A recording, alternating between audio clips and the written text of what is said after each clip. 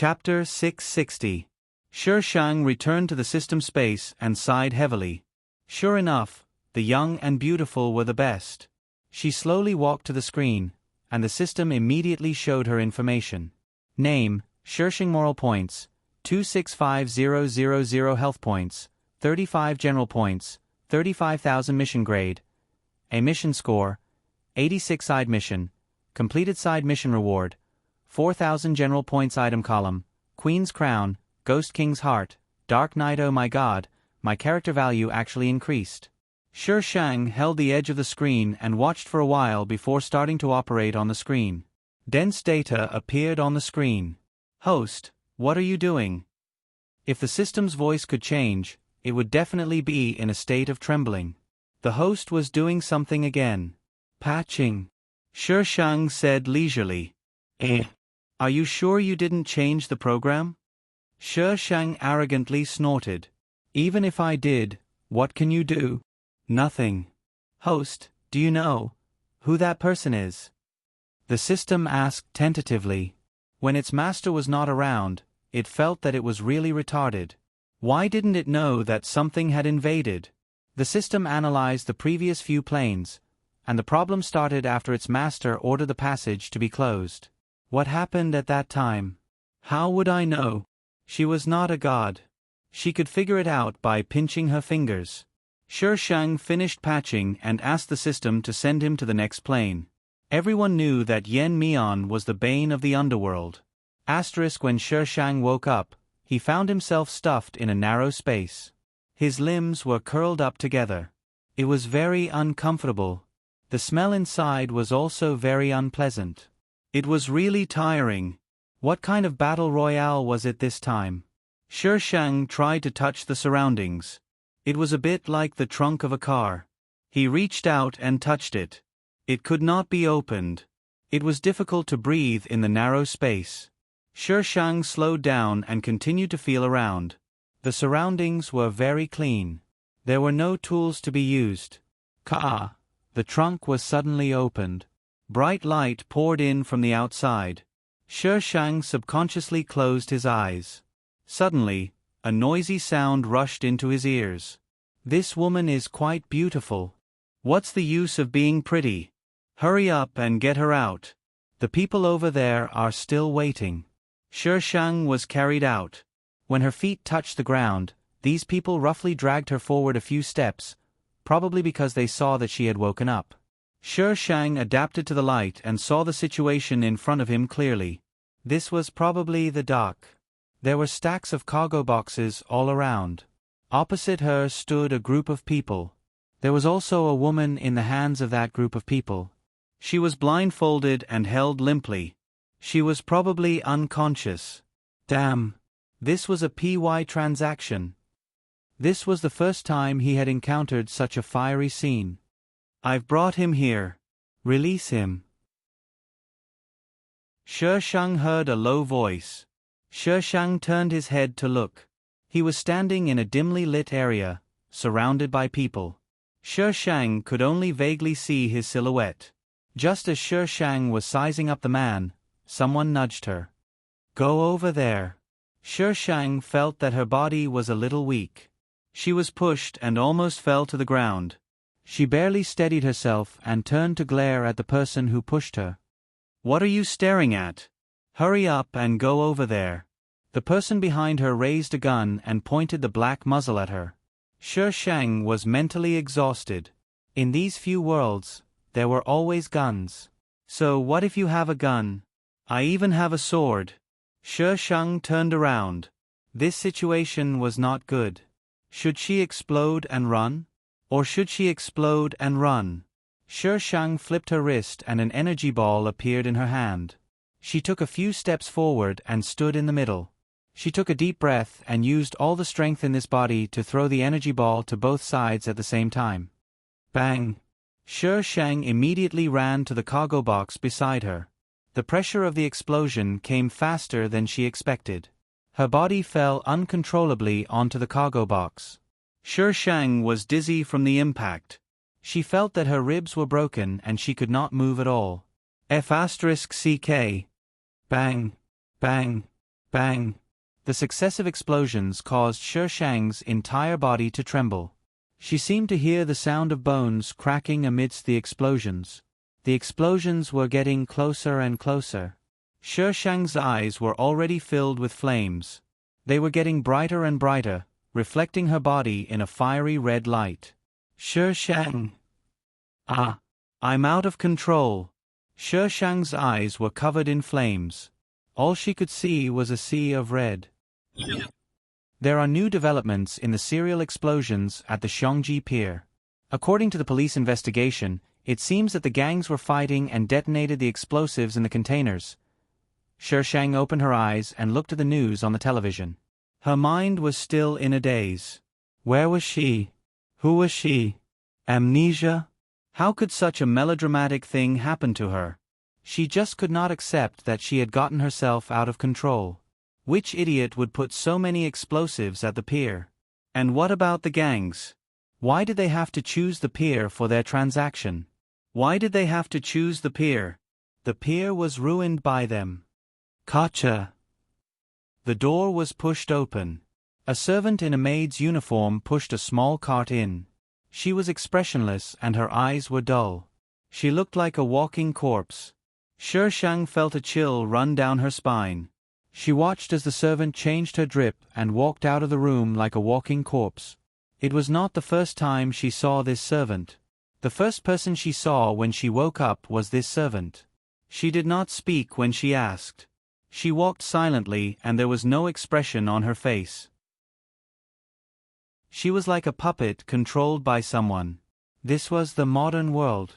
There was no such thing as puppetry. However, there was a special skill that was comparable to puppetry: hypnosis. Shi Shang could not move at this time. She was wrapped up like a mummy. Otherwise, she would have taken out her sword to kill her. When the explosion happened, she was thrown into the water. She was already a little disabled. She still had a chance to turn around after falling into the water. Unfortunately, her luck value was being taken down by her at every moment. She did not know what she bumped into in the water. She did not even have time to take out her sword. When she woke up, she found herself here. Receive plot.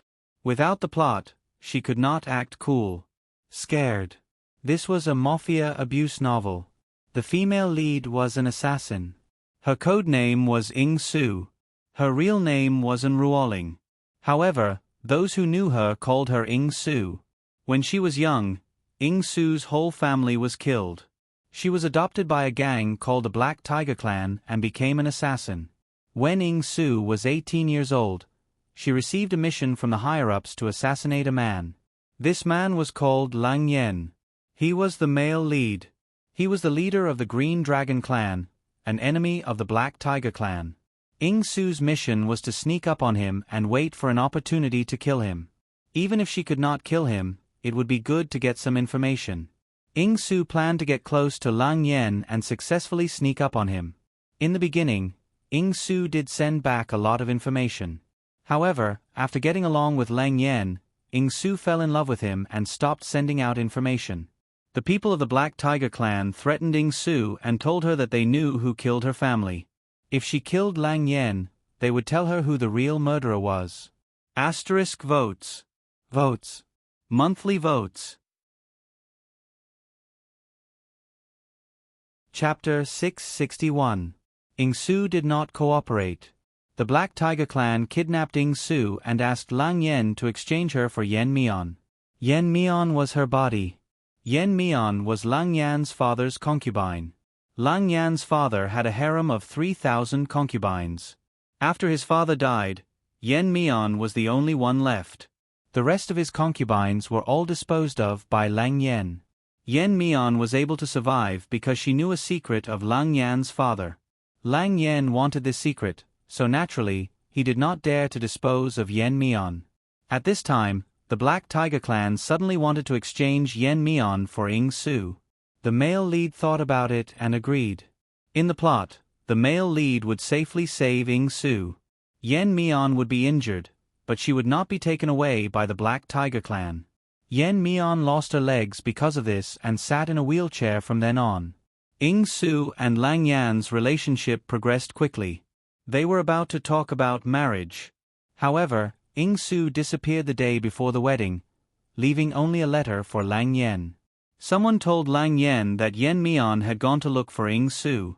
Lang Yan suspected that Yen Mian had said something to Ying Su, so he locked her up and had someone interrogate her about what she had said to Ying Su and where she had gone. It was Ying Su who had gone to look for her that day. Ying Su only asked her one question. She did not say anything to Ying Su. Lang Yan could not get anything out of her, so he had someone lock her up. When his men humiliated her, Lang Yan did not stop them. Instead, he indulged them. Yen Mian thought of suicide, but the male lead still wanted to know the secret left by his father from her. He had someone watch her and did not let her commit suicide. Later, the Black Tiger clan used Ying Su to threaten Lang Yan, asking him to exchange Yen Mian for Ying Su. This time, Yen Mian was exchanged. She was given to a man called Shang Guanjiu. This man was a pervert. Every time, he would torture her until she was covered in bruises and give her the best treatment. Then, he would torture her until she was covered in bruises and continue to treat her. This cycle repeated. In the end, Yen Mian jumped to her death when Shang Guanjiu was not home. Yen Mian was a weak person. She had something that the male lead wanted in her hands, but she could only hold on to it, hoping to save her life. But in the end, she still died. Shi Sheng didn't like Yen Mian, but he didn't despise her either. Her character was so weak that she didn't have the courage to resist. She could only blame and regret.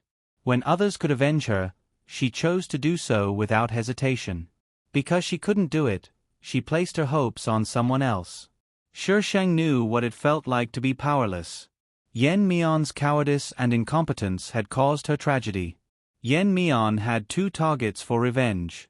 The first was Lang Yan, and the second was Shang Guanjiu. Lang Yan and Ying Su's later scenes were all about abuse. It was torturous both physically and mentally. Things like being locked up in a small dark room, shameful play, and tied-up play. It explained the deeper meaning of, if you abuse my heart, I will abuse your body. If you abuse my body, I will abuse your heart. Of course, in the end, the misunderstanding was resolved, and the two of them lived happily together. After Shi Shang accepted the plot, he felt extremely frustrated. F***ck, did she play herself into the hands of a pervert? So why was Shang Guanjiu tormenting Yen Mian? What secret was Yen Mian holding? These things weren't in the plot at all. Even Yen Mian herself didn't know what secret she had. She was just following Lang Yan's father's instructions before he died. As long as she said so, she would be safe. Why was the author like her, not filling in the holes? Side mission, Love's Redemption, Shi Shang. Why did you come out so early? Because you were looking for trouble and caused yourself to trigger the side mission. How can you blame me? What's with Love's Redemption? Who should I save? I still need someone to save me. Related character tips. Lang Yao Tian, Shang Guanjiu Lang Yao Tian? Wasn't that Lang Yan's father, her dead man? Tui, Yen Mian's man. Shi Shang recalled and confirmed that Lang Yao Tian had never touched the original owner. Only then did he calm down. If the original owner had been slept with, she would have committed seppuku at any time. It was better not to do this mission. Host, you have double standards. Why can you use someone's body as you wish, but not allow someone to sleep with someone else? I helped her take revenge. Is she not going to pay me? There's no such thing as a free lunch in this world. Shi Shang snorted. That makes sense. I have no words to refute it. After all, his host didn't need to complete the mission to live. Shi Shang looked around. This room, why does it look so familiar? Next to her was the window. She could see the garden outside. There were flowers that looked like skeletons growing in the garden. In the distance, there was a carved iron fence. This is Shang Guanjiu's territory. Damn! How did she end up in the hands of a pervert? Shang Guanjiu was the biggest villain in the plot. After Yen Mian's death, Shang Guanjiu became even more perverted. He tortured the female lead until she was half dead. He even wanted to die together with the male lead. In the end, the man fell into the sea. His body wasn't found. No one knew if he was dead or not. This kind of pervert was definitely not his Feng Ci. His Feng Ci wasn't that scary. His Feng Ci was cute. Shi Shang comforted himself in his heart. Only then did he start to think about how he should kill this pervert. He hated perverts the most. There was a saying, "A mountain can't have two tigers." When it came to perverts, one male and one female couldn't do it. Shi Shang looked at his mummified body. He sighed. The most important thing now was to recover. In this state, he couldn't even run away, let alone kill Shang Guanzhou. During Shi Shang's recovery, he only saw the servant. He didn't see Shang Guanzhou, nor anyone else. After recuperating for more than 10 days, Shi Shang could barely get up. She supported herself on the bed and stood up. She tiptoed towards the window. Just as she stuck her head out to look down, the door was pushed open. The servant pushed a cart in. On it was no longer medicine, but a dress. "Miss Yen, please change. Sir will be back tonight." It was Shi Shang's first time hearing the maid speak. She was very rigid and weird. "Shang Guanzhou." Shi Shang held the window and asked, "Miss Yen, you can't call Sir by his name." The servant's face was stiff. She spoke word by word as if she was reading a script. "Oh. Then I'm retarded? Can't call him by his name? Does he think I'm retarded?" The servant didn't answer. She probably didn't know how to answer. She repeated her words with a stiff face. "Miss Yen, please change." "Shi Shang, I'll change later." The servant didn't say anything this time. She put the dress on the bed and left with the cart. Shi Shang moved back to the bed. He lifted the dress on the bed and looked at it. The corner of his mouth twitched. With this level of coolness, how much could it cover? The dress was made of gauze. There was only a spaghetti strap. The front barely covered her breasts, but the back, she was completely naked. There was no need to talk about the bottom.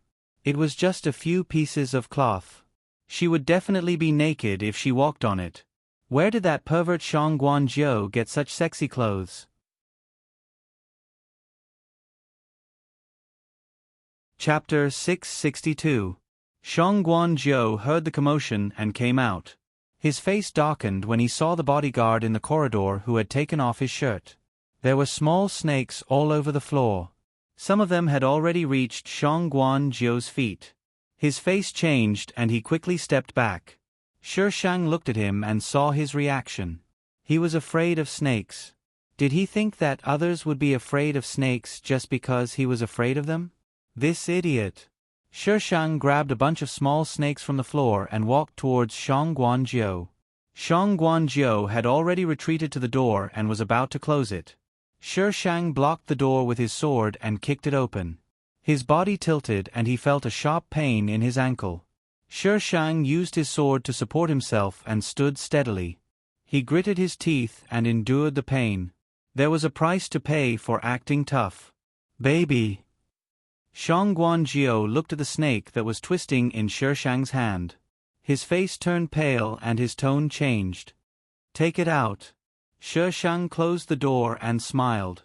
"Do you think I'll take it out just because you asked me to? Do you think I's your servant?" Shi Shang forced Shang Guanzhou to the corner of the room and said maliciously, "Aren't you quite capable? This little guy is so cute. What are you afraid of? How dare you use a snake to scare I? Do you think I's a pushover?" Shang Guanzhou was probably really afraid of snakes. His whole body was weak and his back was against the wall. There was a layer of cold sweat on his forehead. Shang Guanzhou did not care about his image at all. Shi Shang put the small snake on Shang Guanzhou's neck. Shang Guanzhou's body froze and he held his breath. Only his eyes could move. 10 seconds later, a loud scream echoed throughout the villa. "Ah!" After scaring Shang Guanzhou, Shi Shang went back to his room to sleep. An idiot who was afraid of snakes wanted to be a pervert. Perverts should be fearless. However, the next day, Shi Shang realized that the people in the villa had changed. There was a new servant and a new bodyguard. Only Shang Guanjiu, the idiot, remained. Perhaps Shang Guanjiu was too shocked to notice that Shi Shang was still holding a weapon, so he did not ask where the iron sword came from. The maid was still under hypnosis. She looked at Shi Shang as if she was looking at a lifeless doll.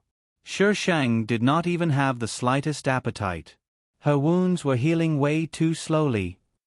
Last night, when he was acting tough, he had torn open the wound that had yet to heal. At this moment, there was a tearing pain and it was extremely unbearable. Just as Shi Shang was looking at his feet, Shang Guanjiu came in from outside. Shi Shang grabbed the vase next to him and threw it at him. Shang Guanjiu dodged to the side and looked at the porcelain on the floor with dissatisfaction. "Baby, I brought you something fun." Shang Guanjiu retracted his gaze and said with a smile. Shi Shang was speechless. Anything that came out of this idiot's mouth was definitely not something good. As expected, Shang Guanjiu's bodyguards brought in an iron cage. The fact that it could be carried in through the door showed how small the cage was. The bodyguards placed the iron cage in front of Shi Shang's bed and stood on both sides like door gods. Shi Shang had no doubt that once Shang Guanjiu gave the order, they would come and grab her and stuff her inside. "Baby, do you like it?" Shang Guanjiu asked with a smile. Shi Shang looked at Shang Guanjiu and Shang Guanjiu waited patiently for Shi Shang's answer. "I like it." Shi Shang's eyes curved and gave Shang Guanjiu a bright smile. "I like it when you stay inside." Shi Shang stood up and limped towards Shang Guanjiu. He dragged him towards the iron cage. Shang Guanjiu was a weakling. This was something that Shi Shang found out recently. Shang Guanjiu always had bodyguards with him, so even if Shi Shang was useless, he could easily drag Shang Guanjiu to the iron cage. The two bodyguards wanted to go forward, but the iron sword suddenly appeared and poked Shang Guanjiu's chest. "If you move, I'll stab him." The two bodyguards didn't dare to move. They raised their hands and stepped back. One of them quietly moved his hand back. Just when his fingers touched something familiar, he suddenly looked into the eyes of the woman in front of him. There was a hint of disdain in her sarcasm. It was as if she knew what he was going to do. The bodyguard quickly pulled out his gun, but before he could load it, there was a dagger in his chest. He looked at Shi Shang in disbelief. When did she take the dagger? Why didn't he see it? He only saw her swing her hand and the dagger was already in his chest. Ugh! The bodyguard covered his chest and fell to the ground. His eyes were wide open. He didn't expect to die like this. The other bodyguard didn't dare to move. Shang Guanjiu looked at the dead bodyguard. His expression didn't change at all. It was as if the dead bodyguard was just a cat or a dog, not worth mentioning. Shi Shang opened the iron door and kicked Shang Guanjiu in. He quickly locked the door and raised his hand, pretending to throw the key out of the window. In fact, he kept it in his space. "Baby, I don't like it when you're like this." Shang Guanjiu was tall and big. He could only curl up in the small iron cage. "I like it." Shi Shang knocked on the iron cage with her sword, making a crisp sound. "You can stay in here. You should have a taste of being locked up like a monkey in a cage." The original owner had tried it many times. What was more frightening was that Shang Guanjiu asked the original owner to take off her clothes and put her and the iron cage outside in the rain. Shi Shang asked the bodyguards to drag the body out and close the door. The bodyguards didn't dare to disobey. Although they weren't there when this woman threw the snake at others, they saw it in the dark. They felt that this woman was like a demon. Today it seemed that they were right. "Baby, let me out. I won't mind your rude behavior." Shang Guanjiu was calm from the beginning. "Thank you so much." Shi Shang rolled her eyes. She rummaged through the clothes in the cupboard and found a set of sportswear. She took the clothes and was about to change in the bathroom. Halfway there, she turned back and put talismans on the door and the iron cage. It was better to be safe than sorry. Shang Guanjiu didn't understand what Shi Shang was putting on. So, after she went in, he took out the spare key from his clothes and was about to unlock the door. However, when his hand came into contact with the iron cage, an electric current seemed to travel from his palm to his entire body. Shang Guanzhou's body started to shake uncontrollably. His meticulously groomed hair stood up one by one, making him look like a hedgehog. When Shi Shang came out after changing her clothes, this was the hilarious scene she saw. He knew that this guy had a trick up his sleeve. Shi Shang went out and called the bodyguard.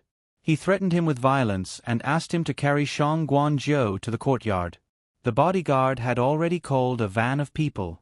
They were going to save Shang Guanzhou, but they ended up becoming Shi Shang's coolies. It wasn't that they were weak.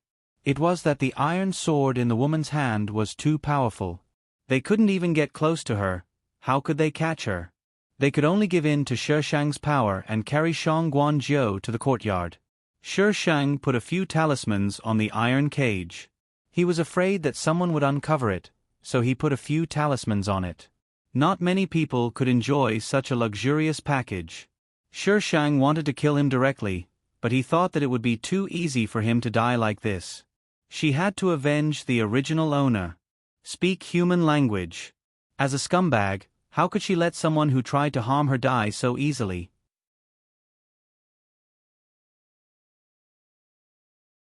Chapter 663. Shi Shang asked for a car and left with a swagger under the weird looks of the bodyguards and Shang Guanzhou's slightly angry gaze. Sir. As soon as Shi Shang left, the bodyguards surrounded Shang Guanzhou. We'll get you out first. Shang Guanzhou looked at the direction where the car disappeared and did not respond. The bodyguards thought that Shang Guanzhou agreed and reached out to touch the iron cage. They were electrocuted and charred. The bodyguards were confused. What's going on? Shi Shang drove away from the villa and realized that they were in a mountain. Shang Guanzhou was really something. He actually brought her to the wilderness. The road down the mountain was very narrow and not easy to drive.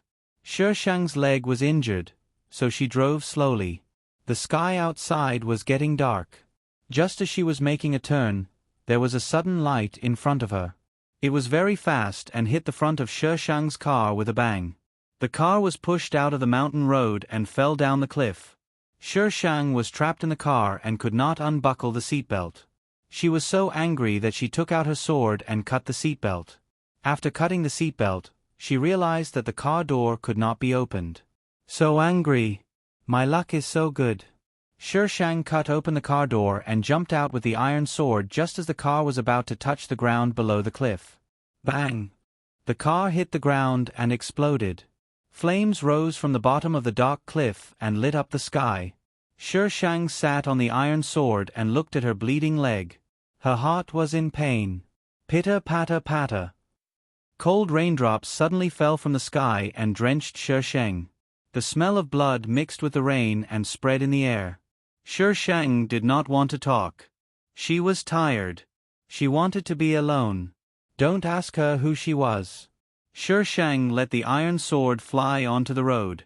She wanted to see which idiot was driving such an unprofessional car. But when she was on the road, she did not see anything. The empty road stretched into the endless darkness. The rain and cold wind mixed together and whistled in the mountains. Shi Shang's thin body was so cold that Shi Shang was shivering. She took out a windbreaker from her space and put it on. Boom! Lightning suddenly came down from the dark sky and went straight to where Shi Shang was. There was no sign of thunder at all. Damn! Shi Shang cursed and jumped down. The lightning hit the iron sword and some fell into the forest beside it and lit up on fire. The iron sword pierced through the lightning. The electric current flowed around the sword for a few seconds before disappearing. The iron sword quickly flew downwards and caught Shi Shang, who was about to crash to the ground. Boom! The thunder was still rumbling in the sky. Shi Shang hurriedly let the iron sword go down and put it away. Mother****, they even split apart a transportation vehicle. How are they going to live? Shi Shang dragged her almost crippled body back to the Green Dragon clan's mansion. When the people in the mansion saw her in that state, they almost thought they had seen a ghost. They made a ruckus for a while before confirming that she really was their madam and welcomed her in. Both the male and female leads were here. Of course, she had to come back to watch the show. "Madam, your leg injury is serious. Don't get out of bed for the next few days," the family doctor said to Shi Shang. Shi Shang nodded slightly.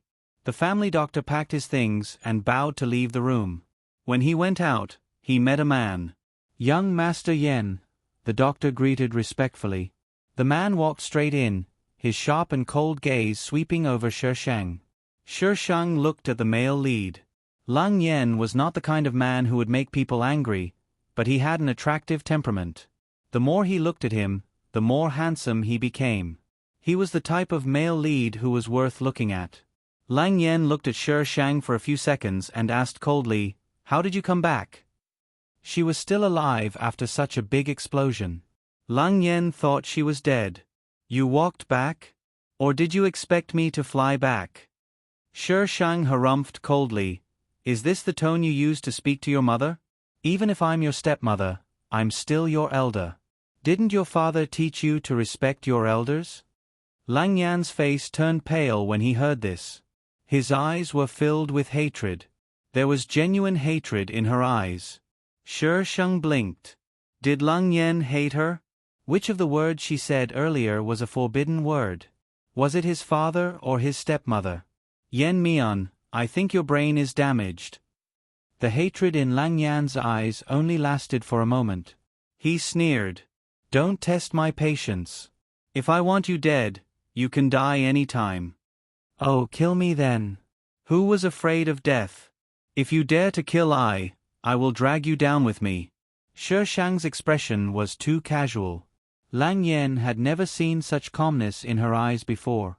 It was like the vast ocean, without any waves or waves. She was no longer the woman who used to tremble at the sight of him. "Do you think I don't dare?" Lang Yan approached Shi Shang, his body emitting an oppressive aura. "Come on." Shi Shang stretched her neck. "If you don't come, you're a bastard." Lang Yan. This woman was crazy? But looking at her, she seemed quite normal. Lang Yan was suspicious. He stared at Shi Shang for a few seconds and turned to leave the room. He wanted to see what this woman was up to. "Idiot." Just as Lang Yan was about to step out of the door, the voice drifted over. There was no fluctuation in the tone. He couldn't tell what she meant. Lang Yan endured it and strode out of the room. Lang Yan couldn't tolerate it. He wouldn't take control of the Qinglong sect. After all, Lang Yao Tian had more than one son. But in the end, all of his sons were either crippled or killed by Lang Yan. Shi Shang held her chin, deep in thought. She was excited to be the stepmother of the male lead. Shi Shang had the identity of Lang Yao Tian's second wife. She was also a person of status in the mansion. But ever since Lang Yan took over, she had no other treatment except for the title of madam. She wasn't even allowed to enter the mansion. She could only move around in the mansion. When she was recuperating, other than the doctor who treated her well, the rest of the servants were extremely rude. Sometimes, they didn't even get to eat. This group of people dared to do this. They must have received instructions from Lang Yan. They were not as good as that pervert Shang Guanzhou. At least he didn't lack her 3 meals a day. Shi Shang was very hungry.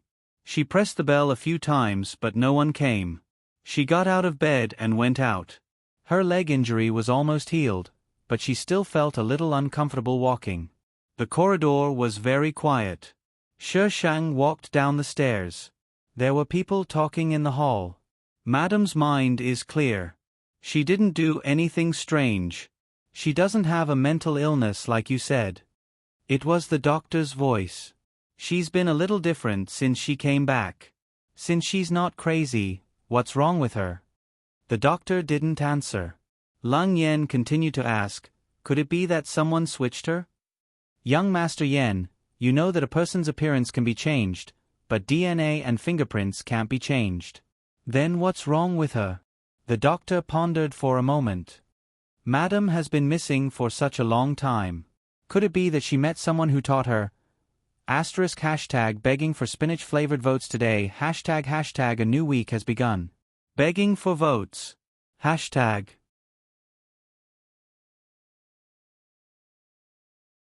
Chapter 664. Great. This doctor wasn't being nice to her, he was just testing her. Son.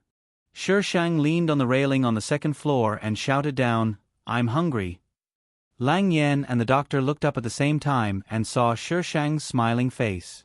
Lang Yan's expression instantly turned ugly. He didn't even notice that she was upstairs. Who allowed you to come out? Lang Yan stood up and raised his head to look at Shishang. His eyes seemed to be filled with ice, as if he wanted to freeze Shishang into an ice cube and break it with a kick. Shishang held onto the railing and went down. His shoes made a clattering sound as he stepped on the wooden stairs. There was only the sound of him going down the stairs. When he reached the bottom of the stairs, he said slowly, Who allowed you to come out if you wanted to? Lang Yan glared at him sharply. He actually knew how to talk back. The doctor was very good at reading the situation. When he saw that the atmosphere was not right, he immediately stood up and retreated. He was just a small figure. Some things were not for him to see or hear. In this kind of place, it was better to listen less and talk less to live longer. Son, do you want to starve me to death? Shishang walked to the sofa and sat down. I don't care if I starve to death, but if I die... She gave Lang Yan a knowing look. Although she didn't know what secret she had that made Lang Yan pay so much attention to her, it didn't stop him from doing so. However, this did not stop her from using this to threaten Lang Yan. Since it was a useful condition, why not use it? Yen Mian, you've been away for a month and you've become bold. Lang Yan snorted. If I wasn't bold, I might be a corpse now. If I want to live, I can't be weak. Shishang raised his hand and looked down at his fingernails. The corners of his mouth curled up slightly. Son, don't you know this very well? Yen Mian, if you keep talking nonsense, I'll make you wish you were dead. Lang Yan couldn't suppress his anger. Don't think that you can threaten me just because you have a bargaining chip. Shishang put down his hand and smiled maliciously. Then why don't you kill me now, son? Lang Yan's anger flared up and he raised his hand to hit Shishang. Shishang's gaze turned cold. He grabbed the pillow beside him and threw it at Lang Yan. While Lang Yan was grabbing the pillow, he stood up and kicked Lang Yan in the stomach. Lang Yan was caught off guard. He took a step back and fell onto the sofa. Shishang didn't have much strength. After all, her current body was that of an ordinary girl, and she hadn't eaten yet. She had already used a lot of strength to kick Lang Yan into the sofa. However, she had a sword, so she was not afraid. If the body wasn't enough, the sword would make up for it. Yen Mian. Lang Yan glared at her angrily. You're courting death. Shishang thought that Lang Yan would pounce on her and hit her. However, Lang Yan propped himself up on the sofa, flipped to the back, and strode toward the door. Shishang was speechless. What happened to mutual harm? Male lead Sama, why did you leave? Why didn't you follow the script? Come back and hurt each other. Lang Yan cut off all the food from the Shishang and forbade anyone from delivering food to her. Everything that could be eaten in the mansion was placed in the kitchen, and there were people guarding the kitchen. Shishang could still move about in the mansion, but she couldn't eat anything. It seemed that she wanted to starve her to death. Sometimes, torturing someone didn't necessarily require beating them black and blue. My son is amazing. Shishang ate 2 fruits to barely fill her stomach. There was no spiritual energy in this world, so these fruits were just ordinary fruits. They were so sour that her teeth fell off. She really wanted to chop her son. But her son didn't even go back to the mansion.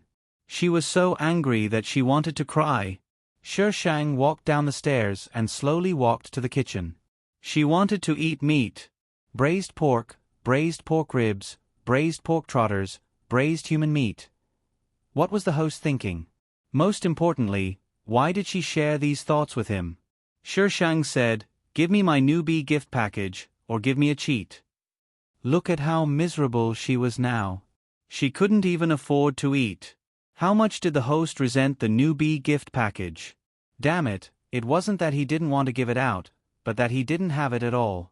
Shi Shang took care of the 2 bodyguards at the door and swaggered into the kitchen. What happened to being miserable? There were a few people in the kitchen. When they saw Shi Shang coming in, their expressions changed. Madam, why did you come in? The chef looked at the door. Where were the bodyguards? Why did they let her in? Young Master Yen ordered them not to give her anything to eat. Shi Shang waved her sword domineeringly like a bandit entering a village. The iron sword knocked a pot lid off with a bang. The pot lid flew in a circle in the air and landed on the chef's head. Cook for me. The chef was stunned. The other helpers were already scared and shrank to the side. She was holding a weapon in her hand, and they were just ordinary people. When Lang Yen came back, Shi Shang was already full. He was sitting on the sofa and watching TV. Lang Yen came in with a woman in his arms. The woman's forehead and arms were wrapped in bandages. She leaned against Lang Yen with a pale face. Shi Shang. Female lead. You are a cold-blooded killer. Why do you like such a weakling? This is not logical. He had to admit that the female lead was quite pretty. However, she was not the kind of cute girl that Shi Shang liked. Lang Yen did not look at Shi Shang. He carried the woman upstairs. The people behind him immediately followed.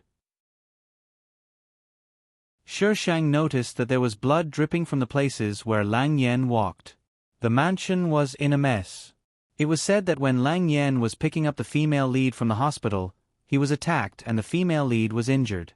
Therefore, it was proven that the woman of the male lead had to pay the price.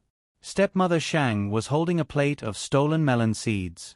She sat in the living room like a boss and watched the people coming in and out. It was not until midnight that these people stopped. Lang Yan's face was cold. He came downstairs with a few of his subordinates. His clothes were stained with blood and he looked a little scary. He walked through the living room and did not care about Shi Shang. Stepmother Shang immediately asked, "Son, is my daughter-in-law dead?" Lang Yen turned his head and looked at Shi Shang. The murderous aura on his body became stronger. His subordinates. Can't you see that young Master Yen is very angry? You still want to die? Are you tired of living? Lock her in the room. Don't let her out without my permission. Yes. Lang Yen lifted his feet and walked outside. Stepmother Shang. No, son, I'm just concerned about your daughter-in-law. Why should I be locked up? Be reasonable. Do you think you can lock me up just because you want to? Madam, please. 2 of his subordinates came forward and stood on either side of her. If Shi Shang was not willing, they would carry her upstairs. Shi Shang put his legs on the sofa and took out the glittering iron sword from under the pillow beside him. He poked it at the coffee table next to him. The coffee table cracked. In the next second, spiderweb-like cracks spread all over the table. With a crash, it broke into pieces. The 2 subordinates stared at the residue on the floor. Is this made of tofu? Young Master Yen, did you buy a fake?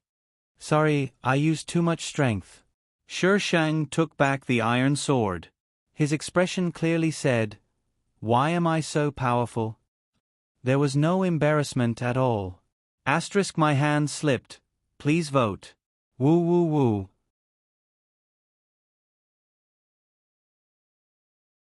Chapter 665.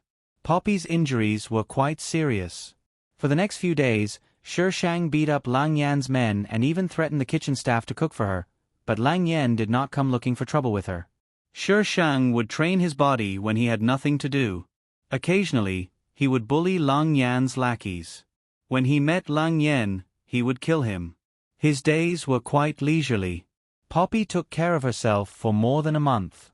At night, Shi Shang actually saw her in the dining room. Her hair was tied up in a ponytail. Her palm-sized face had a cold expression. Her black leather jacket wrapped around her body that made people want to vomit blood. She was big where she should be and small where she should be. Shi Shang instinctively looked down at his own body. It was not particularly good, but it was still quite impressive. Poppy sensed that someone had come in and immediately looked up. Her sharp eyes looked Shi Sheng up and down a few times. Poppy had never been to the mansion before. She had only seen Yen Mian in the files. Other than that time at the pier, this was the first time they had met. Poppy was a little confused. Yen Mian was Lang Yao Tian's woman. Lang Yen had dealt with all the other women except her. But her relationship with Lang Yen. Poppy lowered her head and quickly finished the food in her bowl. She got up and left. Shi Shang was still standing at the door. Poppy walked past him and in the next second, her body suddenly fell forward. Lang Yen appeared out of nowhere and caught Poppy accurately. Lang Yen glared fiercely at Shi Sheng. He lowered his head and there was gentleness in his eyes. "Are you okay?" Shi Sheng. In all honesty, she fell by herself. It had nothing to do with him. He would not take the blame for this. "I'm fine." Poppy broke free from Lang Yen. "My injuries are almost healed. I want to go home." Lang Yen pressed on her shoulder and rejected her. "No, it's not safe." Poppy looked at Shi Shang from the corner of her eye. Shi Shang was looking at her. It was a pair of eyes that she could not understand. There seemed to be a layer of gauze in her eyes, blocking her from prying. It also seemed like there was nothing in her eyes. There was nothing in her eyes. What a strange woman. "It's not very convenient for me to stay here." Poppy looked away and said coldly, "If you need anything, just tell my subordinates. No one will stop you from going anywhere." Lang Yen paused and glanced at Shi Shang, who seemed to be deep in thought. "Don't worry about the rest. I'll take care of it." Poppy hesitated for a moment, but Lang Yen did not give her a chance. He carried her up horizontally and headed upstairs. Shi Shang was speechless. It was not right to show affection in public. "Don't you know how to show off?" Lang Yen did not immediately cause trouble for the Shi Sheng. Instead, he spent all day showing off his love for Ying Su. However, just because Lang Yen didn't look for trouble with her didn't mean that he wouldn't. On this day, Shi Shang had just come out of the kitchen when he was caught red-handed by Lang Yen. Behind him were two people in white coats. Shi Shang glanced at their chests. The director of the mental hospital. The other one. The doctor in charge of the mental hospital. "What are you doing, son?" Shi Shang looked up at Lang Yen. "I'll give you another place to stay." Lang Yen turned to the side. "Take her away." F***CK. Are you trying to rebel? Shi Shang took a step back. "You're so unfilial. Aren't you afraid that your father will jump up and beat you?" Lang Yen smiled coldly. "I wasn't even afraid of him when he was alive. Why would I be afraid of a dead man? Let me tell you." Shi Shang held out his hand and gestured for the two mental patients, no, the doctors, to not come over. "If you send me to the mental hospital, I'll run away." "I'm not lying to you." The two mental patients looked at him strangely. It was as if they were looking at a mental patient. Flips table. "Why does everyone think that I'm sick? I'm not sick. I'm not crazy. You bunch of idiots." Most mental patients wouldn't admit that they were sick. If the host is sick, just treat it. "We don't lack money. Run if you dare. I'll break your legs." Lang Yen smiled viciously and waved behind him. The two mental patients immediately walked towards Shi Sheng. One of them grabbed Shi Shang's arm and dragged him out. "Hey, son, you're taking advantage of me, aren't you? Do you think that I've been training my body for nothing?" Shi Shang quickly took out his sword. With a twist of his wrist, he stabbed at one of the mental patients. The mental patients were afraid of being stabbed and naturally retreated. After one of their arms was released, the iron sword immediately stabbed at the other person. "So what did you mean when you said that I've been training my body for nothing?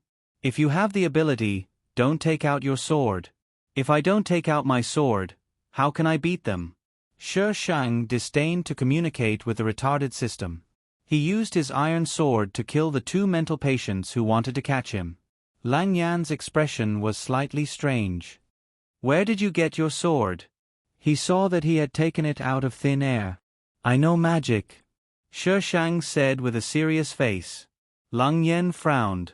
It seemed that this was the only explanation that made sense. But why did he feel that he was being tricked? "And that sword?" Lang Yen narrowed his eyes and looked at it with some probing and estimation. It didn't look like an ordinary sword. It was too intimidating, but he had to admit that it was a good sword. The two mental patients were defeated. Lang Yen could only let his subordinates take over. F***ck. Shi Shang raised his sword and scolded, "Don't you have any morals? You have so many people attacking I alone. Son, you will be struck by lightning." The group of subordinates. "How dare you call young Master Yen son? Aren't you afraid that young Master Yen will kill you? When our young Master Yen is ruthless, they are all afraid. Catch her." Lang Yen was enraged when Shi Shang called for son. Shi Shang was forced into the kitchen. Crackle, crackle. The whole kitchen was almost destroyed. The ingredients and pots were all over the floor. The subordinates were lying on the floor and wailing. Shi Shang stood on the kitchen counter and looked down at them like a king. She humphed arrogantly, "I told you not to gang up on me, LZ, alone. That's what happens when you don't listen." The group of subordinates. "So you mean that there are fewer of them?" Lang Yan's expression was extremely bad. Yen Mian was just an ordinary woman. How could she be so strong? He suspected that Yen Mian had been replaced by someone else. But the DNA and fingerprints made him speechless. How difficult would it be to fake these two things? Unless the doctor's words were fake. But Lang Yen knew that the doctor wouldn't betray him. "Son, I won't play with you today. I have to go and rest." Shi Shang stepped on the counter and jumped onto the windowsill. In the blink of an eye, he disappeared from Lang Yan's sight. Lang Yen rushed to the window in a few steps. He raised his head and saw Shi Shang's room's window closing with a bang. He grabbed the window. His fingertips were pale because of the force. Yen Mian. What happened when she went missing? Not only was she not afraid of him, but she also had such a strange martial arts skill. There was no such thing as a quick success in martial arts. Or was she just pretending to be strong in front of him? #daily pleading series #cherub are so cute. They will definitely satisfy my request, right? Shy #.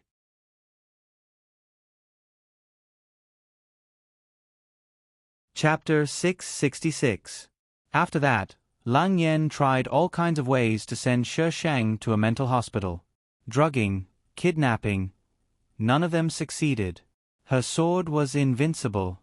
What made Lang Yen puzzled was that she could leave the mansion, but she had no intention of leaving at all. Lang Yen thought about it again. She must have had a purpose for coming back, so it was normal that she would not leave. But what was her purpose? Lang Yen did not dare to live in the main house now. He moved to the house next door with Ying Su.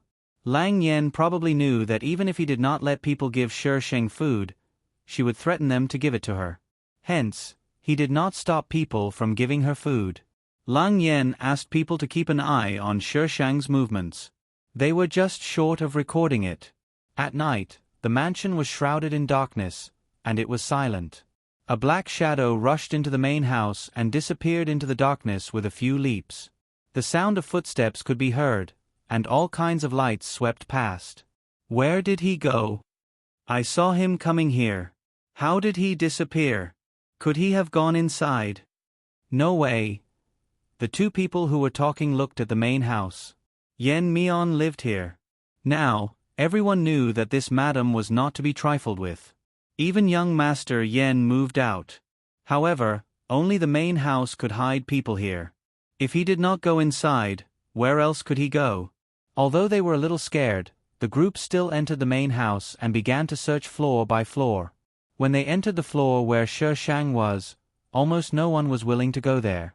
When they were pushing the bags, the door was suddenly opened. Shi Shang appeared at the door with a sword. He looked at them with a bad expression and shouted, "Why are you all so noisy in the middle of the night? Can't you let me sleep?" Madam, someone sneaked in. We are worried about your safety, so we came to check. You make it sound nice. Shi Shang snorted. The people opposite saw that she was holding a sword and immediately became nervous. She was not going to kill them, was she? This lunatic might really do that. However, Shi Shang just walked out of the door. Hurry up and search. Once you are done, get out of here. So easy to talk to. Although they were confused, they didn't dare to delay. They quickly searched Shi Shang's room. Shi Shang was standing at the door. The people who were searching felt that there was a knife hanging over their heads that could fall down and chop off their heads at any time. Therefore, after finding nothing out of the ordinary, he quickly left. After leaving the main residence, the group of people heaved a sigh of relief. However, in the next instant, they became nervous again. They didn't find anyone. How are we going to explain this to young Master Yen? For someone to sneak in without even knowing if it was a human or a ghost. Let's take a look elsewhere. Shi Shang stood by the window and watched them leave. She didn't turn around and walk back to the bed until it was quiet again. Someone actually came in. Who was so bold? Could it be that pervert Shang Guanjiu? No, that perverted weakling was definitely not him. Gotcha! A crisp sound came from the window. Shi Shang turned his head and looked over. There seemed to be a shadow moving by the window where the curtains were swaying. Shi Shang's eyebrows raised slightly. This thief was amazing. Shi Shang went over with his sword. At the same time, the window was opened. The person outside the window and Shi Shang came face to face. The person was stunned for a second, then quickly jumped through the window. He raised his index finger at Shi Shang, indicating that she shouldn't scream. Shi Shang looked at him coldly and a name popped up in his mind. Ling Yi, the female lead's partner in Black Tiger Clan. He had always liked the female lead and was a loyal second male lead. In the later stages, the male lead and the female lead had a lot of misunderstandings and abuse. This second male lead had a lot to do with it. This man must be here to look for Ing Su. Ling Yi only felt that the woman in front of him was so calm that it was a little scary. It was fine if she didn't scream, but she didn't even look surprised or panicked. She looked at him as if she was looking at a moving object. Anyone who saw a strange man in their room in the middle of the night would be angry even if they weren't afraid. I'll hide here for a while. Ling Yi broke the silence. He didn't expect Lang Yan's room to be so heavily guarded. Just now, he noticed that when those people were searching the room, they were very fast, as if they were afraid. He didn't expect a woman to live in this room, and such a young woman at that. Ling Yi had already decided that if she didn't agree or shouted, he would immediately subdue her. However, he only heard the woman in front of him ask him in a very calm tone, "Are you looking for Ing Su?" Surprise flashed across Ling Yi's eyes. How did she know about Ing Su? He remembered that the name Ing Su was using now was Ruoling. The people around Lang Yan should only know this name. Who are you? I'm Lang Yan's mother. Shi Shang grinned, revealing his white teeth. He gave Ling Yi a malicious smile. Stepmother. Ling Yi. Since when did Lang Yan have a stepmother? After a while, Ling Yi finally reacted and asked in surprise, "You're Lang Yao Tian's woman?" After Lang Yao Tian's death, didn't Lang Yan get rid of all the women? Why was there still another woman? Could it be that Lang Yan liked this woman? The more Ling Yi thought about it, the more he felt it was possible. He didn't expect Lang Yan to be interested in his father's woman. How heartless. What are you thinking about? Shi Shang saw Ling Yi's expression change and the way he looked at him became more and more strange. He couldn't help but twitch his mouth. I don't like Lang Yan. Only the female lead dared to flirt with the male lead. If anyone else dared to touch the female lead, they would die. I'm an experienced player. I know the rules. Ling Yi. How did he know what he was thinking? Then, why didn't you get killed by Lang Yan? Shi Shang was frustrated. With the second male lead's IQ, how did he survive in such a setting and even fight with the male lead for the female lead? Maybe it's because I'm good-looking, so he couldn't bear to kill me. Shi Shang began to make up nonsense. Although Ling Yi didn't know Lang Yan the best, he knew that Lang Yan was an extremely cold-blooded person. There was no way he wouldn't kill her just because she was good-looking, as Shi Shang said. There must be something fishy going on. Do you want to see Ying Su? Shi Shang didn't care what Ling Yi was thinking. You have a way? At the mention of Ying Su, all the questions in Ling Yi's mind disappeared, leaving only Ying Su. Of course I do. I'm omnipotent. Ling Yi's eyes lit up. What way do you have?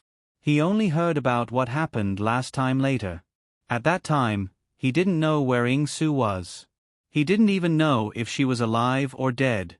However, he didn't believe that she was dead, so he kept looking for her. Not long ago, he received news that Ying Su and Lang Yan were together, so he came over in the dark. He just wanted to see Ying Su and make sure she was safe. Why should I help you? Shi Shang asked with a half-smile. As long as you help me, I can promise you one thing.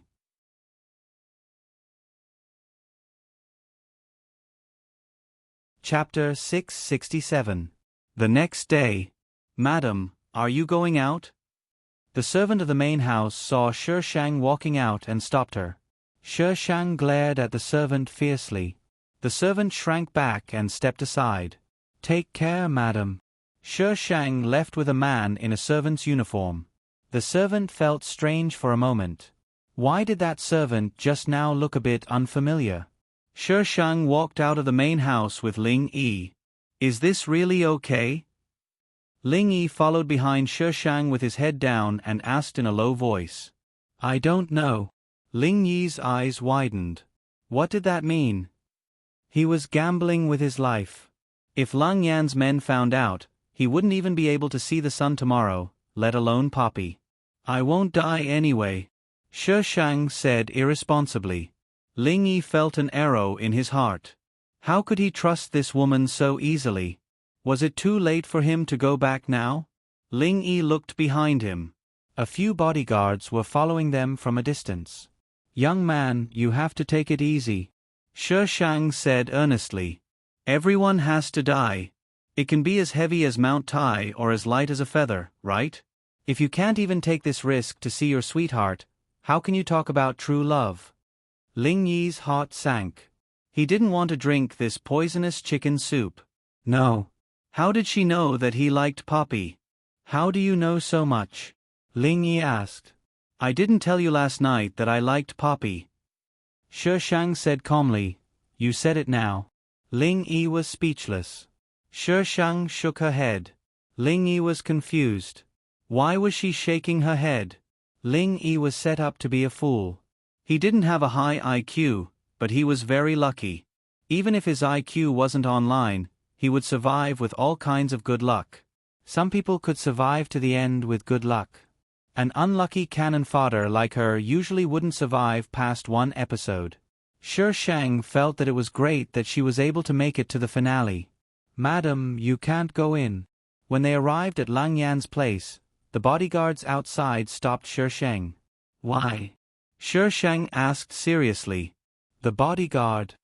Now that young Master Yen was in charge, if he couldn't enter, then he couldn't enter. What was the reason? The bodyguard coughed. If you're looking for young Master Yen, you'll have to come later. Young Master Yen is not around. Shi Shang rolled his eyes. Of course, I knew that he was not here. I'm not looking for him, I'm looking for you. Madam. Ying Su came out and interrupted Shi Shang. Miss N, the bodyguard greeted her respectfully. Madam is here to see me. Let them in. Poppy's gaze swept over Ling Yi without showing any signs of abnormality. This. The bodyguard hesitated. Then I'll talk with Mrs. outside. Poppy did not want to make things difficult for the bodyguard. The bodyguard quickly stopped Ying Su. Miss N, you can't go out. Madam, please come in.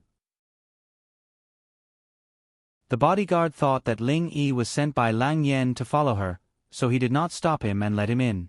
Poppy sent everyone away and looked at Shi Shang cautiously. Seeing him sit on the sofa, she pulled Ling Yi to a corner. "What are you doing here?" "Poppy, I'm here to see you." Ling Yi was obviously short of breath when facing Poppy. He lowered his head and did not dare to look at her. "It's so dangerous here." "Are you crazy?" Probably because Shi Shang was present, Poppy stopped after one sentence. "Why did you come with her?" "She brought me here." Ling Yi told Poppy about what happened last night. When they were in the Black Tiger clan, Poppy was always their partner, so Ling Yi was used to reporting to her. Why would she be so kind? Poppy obviously did not believe him. Ling Yi also felt that it was strange that Shi Shang would help him, but he had no choice. He desperately wanted to know if Poppy was safe and wanted to see her. "Poppy, what happened to you? Why did the organization say that you betrayed us?" This was another reason why Ling Yi wanted to see Poppy. He and Poppy grew up together. If they were in an ordinary family, they would be childhood sweethearts. He did not believe that Poppy would fall in love with Lang Yen and betray the organization, as the organization said. "Ling Yi, I'm sorry." Poppy lowered her head. "Be careful in the future." "Poppy. Did she really betray the organization? Did she leave him there alone?" After a while, Ling Yi asked with difficulty, "Do you really like Lang Yen?" Poppy did not answer, but Ling Yi already knew the answer from her expression. He had lived with Poppy for so many years. If they did not have this kind of tacit understanding, then he would have wasted his years with her. "Does he like you?" Poppy smiled bitterly. "I don't know." Although Lang Yen was very good to her, she always felt that she was far from him and could not enter his heart. "Then you betrayed the organization for him?" Ling Yi suddenly became agitated, ignoring Shi Sheng. "Poppy, are you stupid? You've blocked your way out. What will you do in the future? What if Lang Yen did not like her?" The consequences of betraying the organization were very serious. Ling Yi regretted it very much. He should have stopped her from accepting this mission.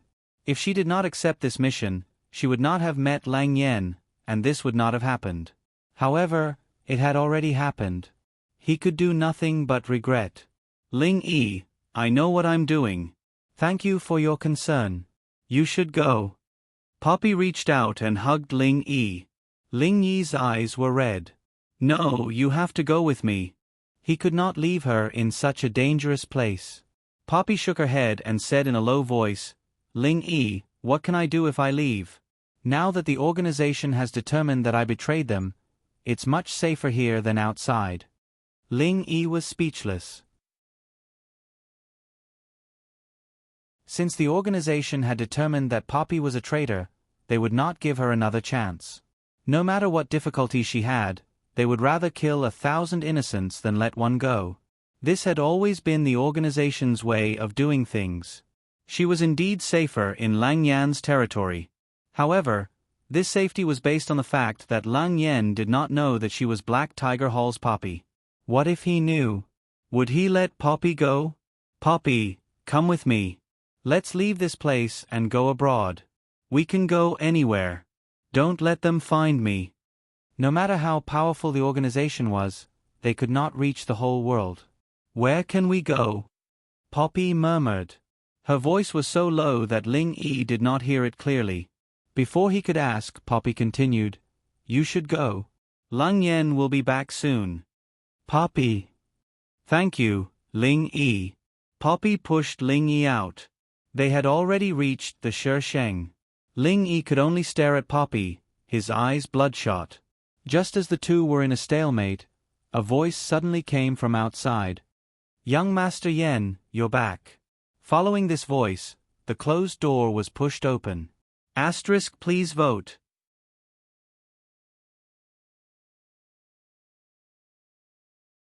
Chapter 668. Both Ying Su and Ling Yi looked nervous. Only Shi Shang sat there motionlessly, as if he didn't hear anything. Lang Yen came in from outside. His gaze swept across the living room and landed on Shi Sheng.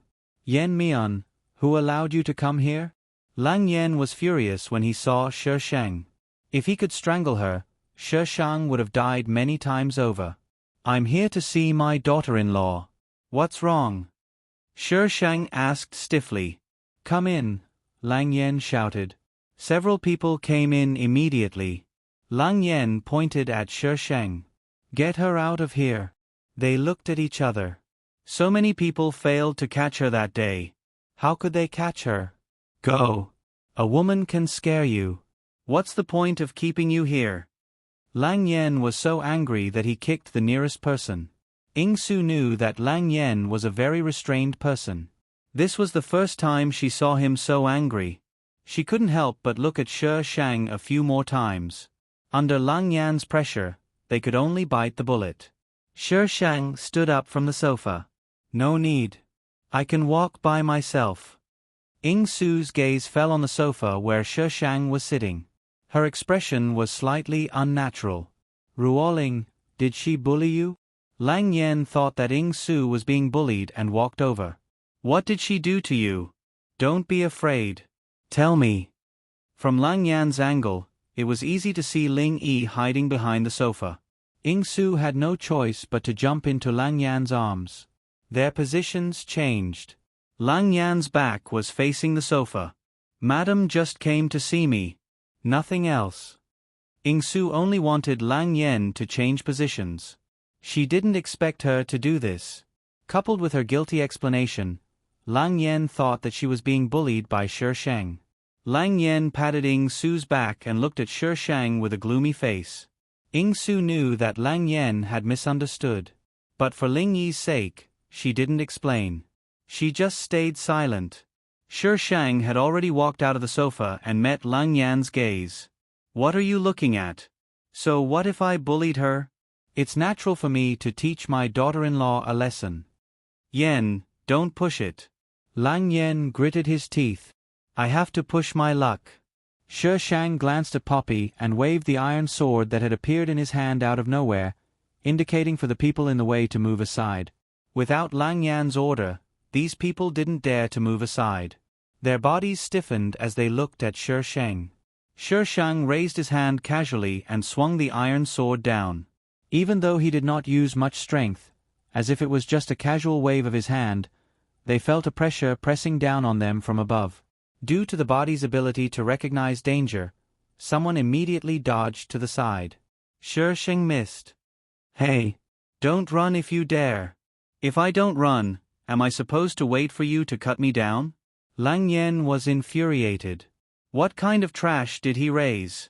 They couldn't even deal with a woman. The more he thought about it, the angrier he got. Lang Yen let go of Ying Su and chased after Shi Shang. Stop her. Lang Yen stood at the door and shouted at the people standing in the distance. There were a lot of people who came back with him today, and they were all armed. As soon as Lang Yen shouted, someone immediately stopped Shi Shang. Shi Shang, there were idiots every year, but there were especially many this year. Capture her, dead or alive. This woman really thought that he wouldn't dare to do anything to her just because she had a bargaining chip in her hand. She repeatedly challenged his bottom line. Whether she was dead or alive meant that they could shoot. Immediately, someone took out a gun and pointed it at Shi Shang.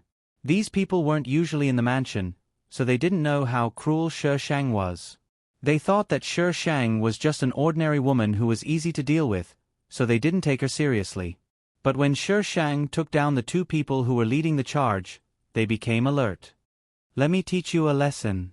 Shi Shang had a strange smile on his face, which was a little scary. Don't underestimate your enemy. Even if he's a baby, you can only let your guard down when you crush his bones and scatter his ashes. Everyone, humans were complicated creatures. When they saw someone weak, they would feel superior and think that they were stronger than him, so they didn't put him in their eyes. Usually, this kind of person would die in the hands of the people they look down on. Don't underestimate anything. Bang! This gunshot shocked everyone. Then, there were all kinds of intertwined gunshots.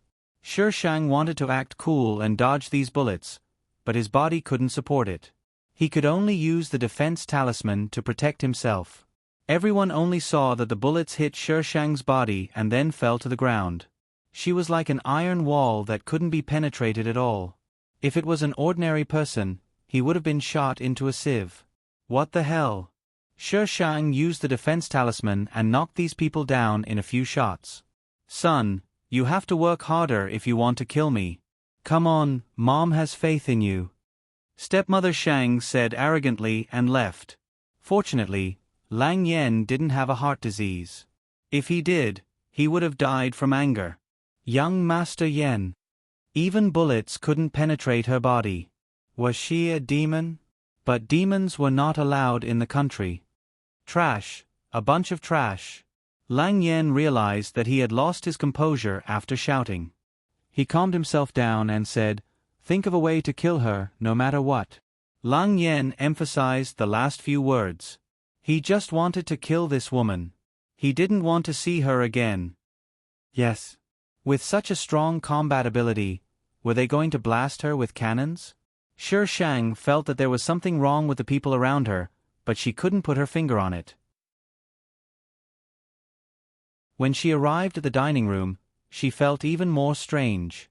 Shi Shang looked at the food in front of her, which was full of seasonings, and looked at the chef. The chef lowered his head and shivered. He didn't know anything.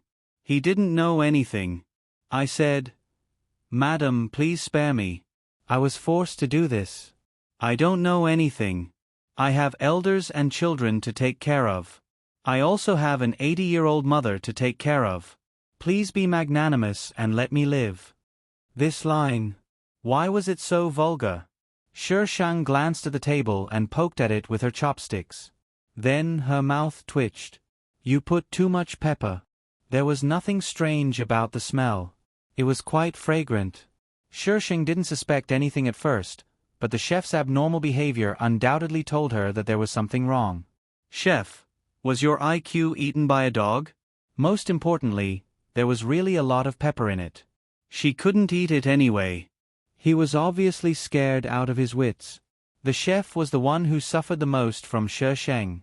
He had seen Shi Shang tear a van apart, so he was afraid when he saw Shi Shang. It was normal for him to have such a reaction. Ha! The chef looked up in confusion. Redo it. Shi Shang knocked on the table, her eyes curved into crescents. If you dare to put any more rubbish in, I'll let you meet your 80-year-old mother. The chef. He didn't want to go. He stood up from the ground, packed up the things on the table, and ran into the kitchen. After entering the kitchen, he put the boiled meat slices in his hand on the counter and heaved a sigh of relief. He was scared to death. She actually didn't pursue the matter. The chef didn't dare to mess things up again. He made a new serving and brought it out. Shi Shang asked him to try it. After confirming that there was nothing wrong with it, he started to eat. There were always idiots who wanted to harm him. He was scared. ## there are always cherub who doesn't vote. She can't give birth to children with her vote. Please give it to me. Boo-hoo. ## I'm begging for a wax gourd flavored vote today. #.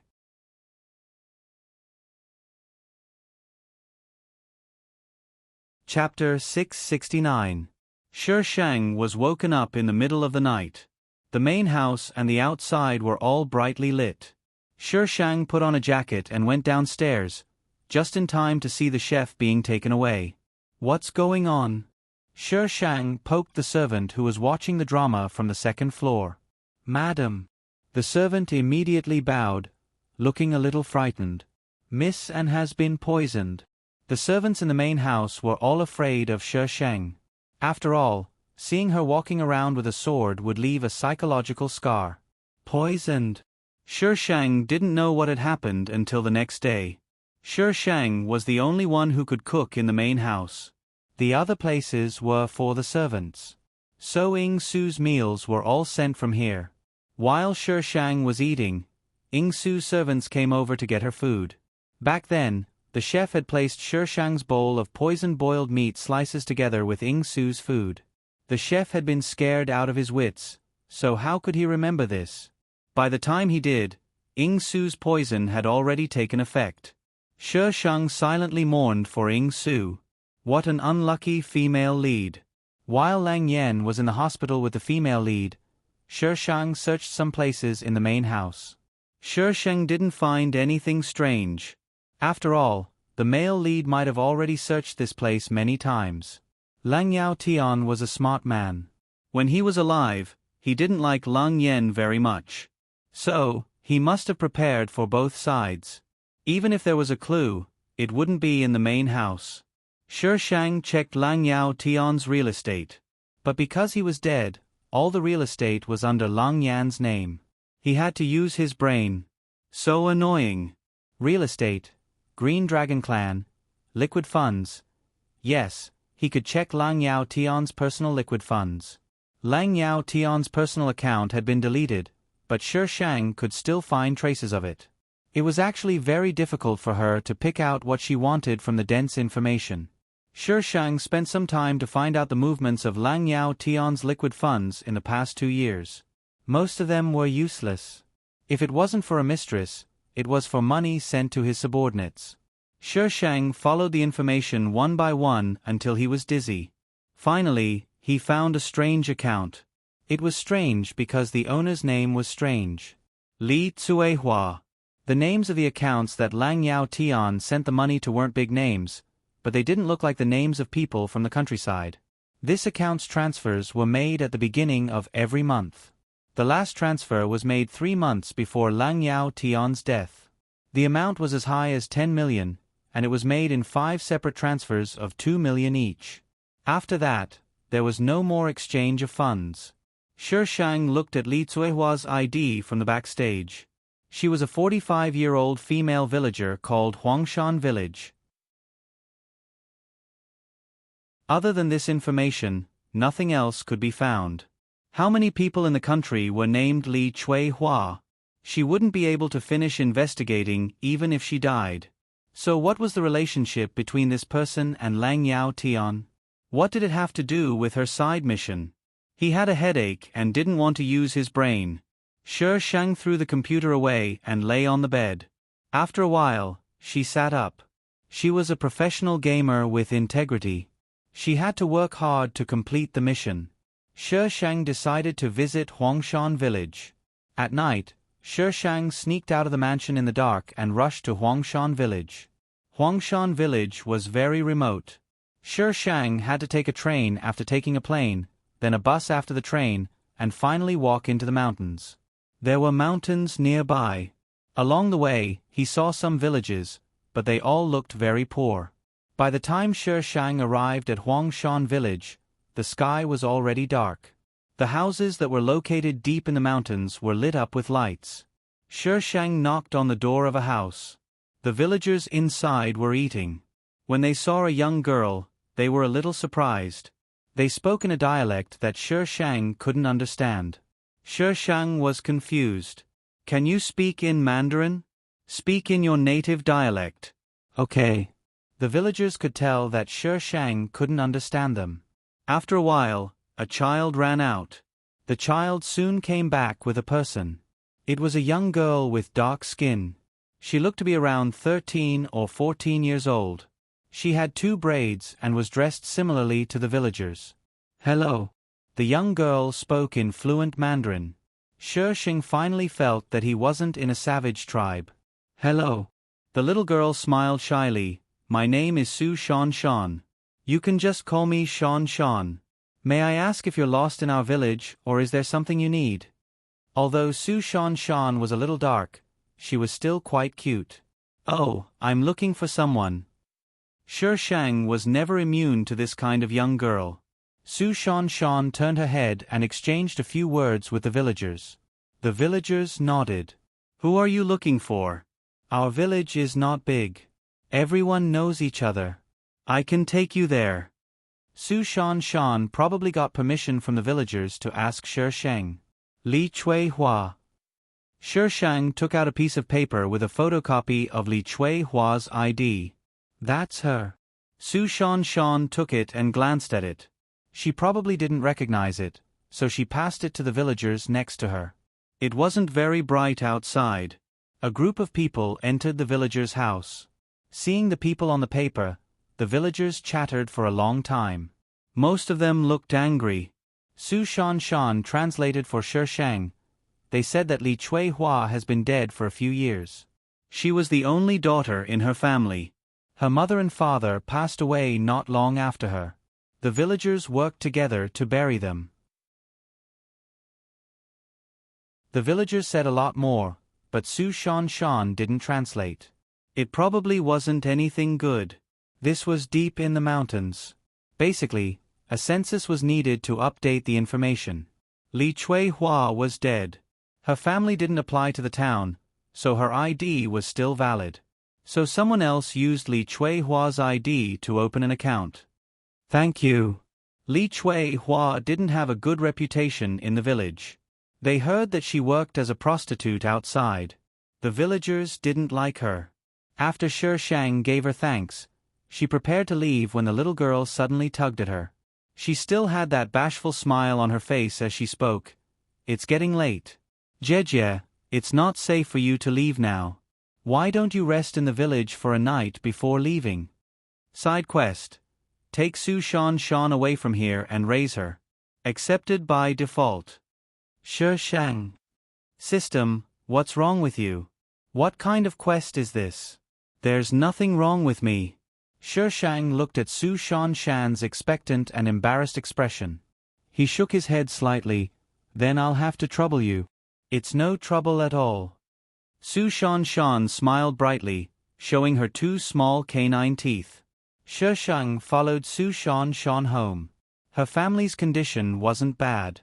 It was a small 2-story house, but Shi Shang didn't see anyone in her house. Where's your mom and dad? Shi Shang wanted to spend money to buy a child, but he didn't see the seller. My mom and dad passed away. I live alone. Su Shan Shan was a little sad when she said this, but she quickly gathered her emotions. Su Shan Shan was probably afraid that the stool would dirty Shi Shang's clothes. She carefully wiped it a few times before letting Shi Shang sit. You haven't eaten yet, right? I'll cook for you. Asterisk little fairy. It's illegal to buy a child. Shi Shang, I'll rob you. Little fairy. It's illegal too. Shi Shang, draw sword.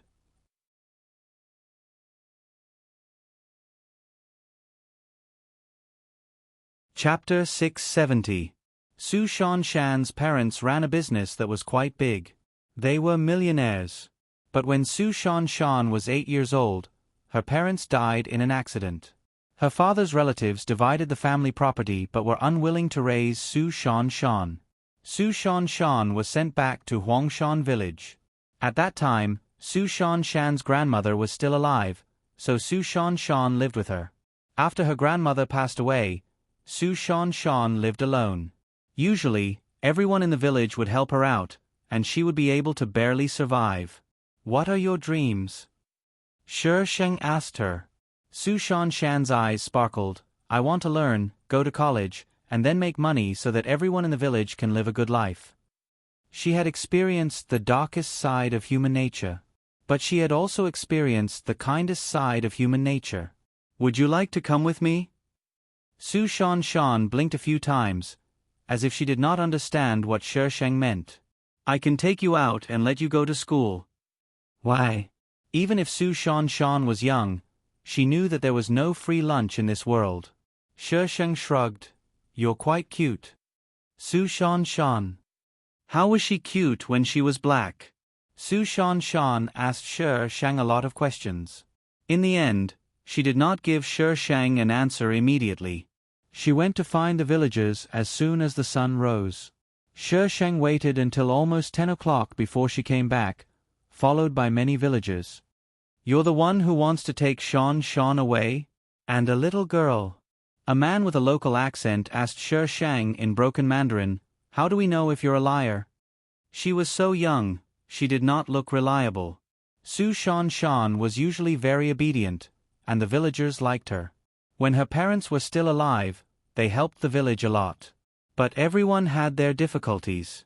They could not adopt her, and could only help when they could. If there was a good family to adopt her, they would be happy. But this little girl was obviously looking for someone. Why did she want to adopt Shan Shan in one night? They were simple, but they were not stupid. They argued for a long time but could not come to a conclusion. How can you believe me? Shi Shang spread his hands helplessly.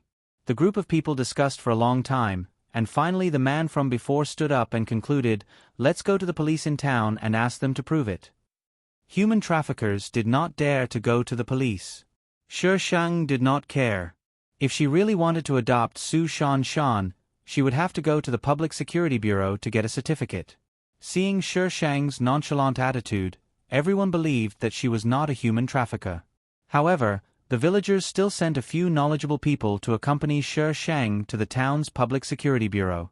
Because Shi Shang was not that old, the people in the Public Security Bureau did not believe that Shi Shang had the ability to raise his daughter.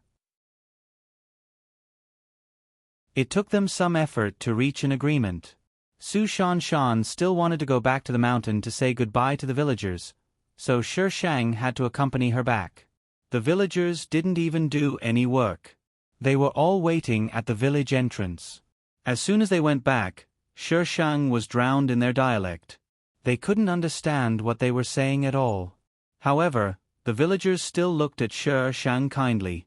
The villagers slaughtered ducks and chickens to bid farewell to Su Shan. The village was as lively as the new year. Shi Shang sat at the side and watched them as they took turns to send Su Shan off. The man who brought her to the police station walked over to Shi Shang and asked him in broken Mandarin, "I heard that you're here to look for Li Tehua?" "Yes." Shi Shang nodded. "That woman is not a good person. Why are you looking for her?" The man scolded him a few times, but Shi Shang couldn't understand. "I wanted to find someone through her. I didn't expect her to pass away," the unlucky stepmother Shang said. This woman was a mistress in the city when she was young. Later on, when she was old, she went to work for money. When she was sent back, she was so thin. Shi Shang interrupted the man. "You said she was sent back?" "Yeah." The person who sent her back seemed to be quite rich. The man scratched his head. The man only remembered that the person looked rich, but he couldn't remember the details. "Do you know where she worked before?" To be able to get Li Tsuehua's ID and get a bank card, it could be someone close to her. Now that she had no clues, she could only investigate like this. So annoying. "I want to kill someone." "Work." "What kind of work is that?" The man spat. "Let me think, I think I've heard someone say. In a city, I think it's called." The man tried hard to recall. "I only remember the word, Huang." Because it was getting late, Shi Shang had to rest in the village for the night. The next morning, he left the mountain. Early in the morning, the villagers stood at the entrance of the village to send Su Shan off. Shan, I'll leave it to you. When you get there, please give us a call so we can rest assured." Shi Shang nodded slightly. Shan, study hard when you go to the big city.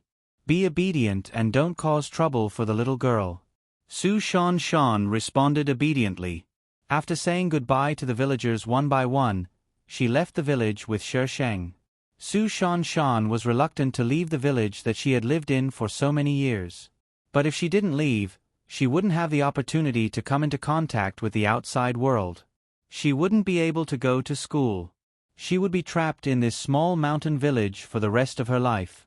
She had to work hard and study hard, and then repay the villagers who had treated her so well. Shi Shang bought 2 new sets of clothes for Su Shan in town.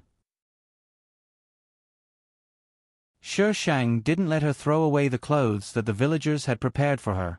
He allowed her to bring back the clothes that she might never wear again in this life. The journey back was very slow, especially in the car. It was a holiday, so it was very crowded. "What's wrong with you? Can't you see that I'm pregnant? Hurry up and give me a seat." Children these days have no manners. "Do you think it's easy for me to have a big belly?" Su Shan was stunned by the woman with a big belly yelling at her. She yelled at her as soon as she came up. Su Shan looked at her big belly and wanted to stand up. But her wrist was pulled, and her body fell back again. Shi Shang looked at the pregnant woman, and her gaze slowly moved down. "What are you looking at? Haven't you seen a pregnant woman before?" The pregnant woman held her big belly and stared at Shi Shang fiercely. "How can you be so uncaring?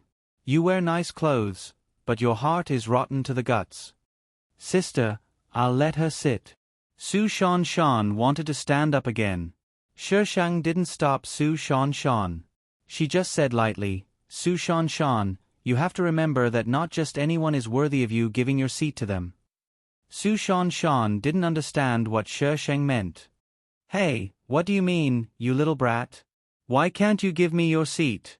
Isn't giving up your seat to a pregnant woman taught in school? The woman was unhappy when she heard what Shi Shang said. She raised her voice and yelled, Why do you people from the city look down on us, the villagers? As soon as the pregnant woman said that, everyone's eyes focused on Shi Shang and Su Shanshan. Shi Shang frowned in annoyance. She suddenly leaned over, grabbed a strap that was hanging on the pregnant woman's bottom, and pulled it hard. The pregnant woman's belly suddenly deflated. There was a strange silence in the car.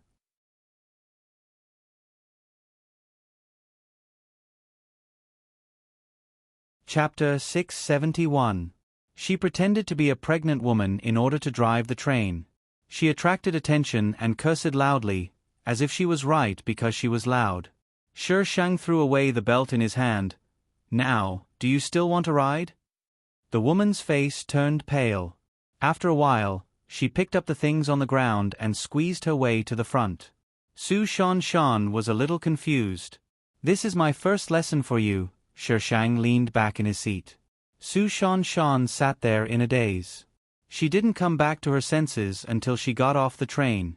Eat first. Su Shanshan nodded mechanically. After the meal, Shi Shang took her to the train. The long journey was bumpy, and the little girl couldn't take it. When she got off the plane, she was very pale. With Su Shanshan, Shi Shang couldn't go back to the mansion. She was confident that she could protect Su Shanshan, but the premise was that Su Shanshan was under her watch all the time. She couldn't keep Su Shanshan tied up all the time, could she? She didn't have much money on her. Shi Shang could only sell the junk in her space. After she got the money, she bought a luxurious house and could live in it immediately. See which room you like. Shi Shang put down the things in his hand. I can live anywhere, Su Shanshan stammered with a pale face. She knew that she was living under someone else's roof. She didn't dare to ask for anything. Shi Shang didn't say much. He took Su Shanshan's things into a room that looked more girly. Su Shanshan was a little unaccustomed to the new place. She had been sick for the past few days.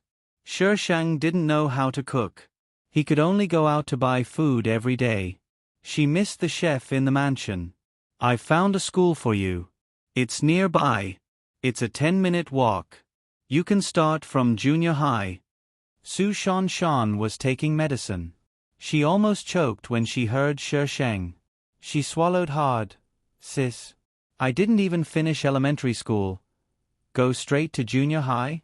She definitely didn't know how to. What are you afraid of? I'm a straight-A student. I'll tutor you in elementary school. Shi Shang paused. This semester is about to end, so you have to go to class next semester. You have time. Su Shanshan probably really wanted to go to school. Even when Shi Shang told her to start from junior high, she accepted it silently and began to face Shi Shang's devilish tuition. Su Shanshan was busy doing her homework while Shi Shang was typing on the keyboard. The last piece of information the villagers told her might or might not be useful. With Li Cuihua's looks and age, the place she went to was definitely not some high-class club.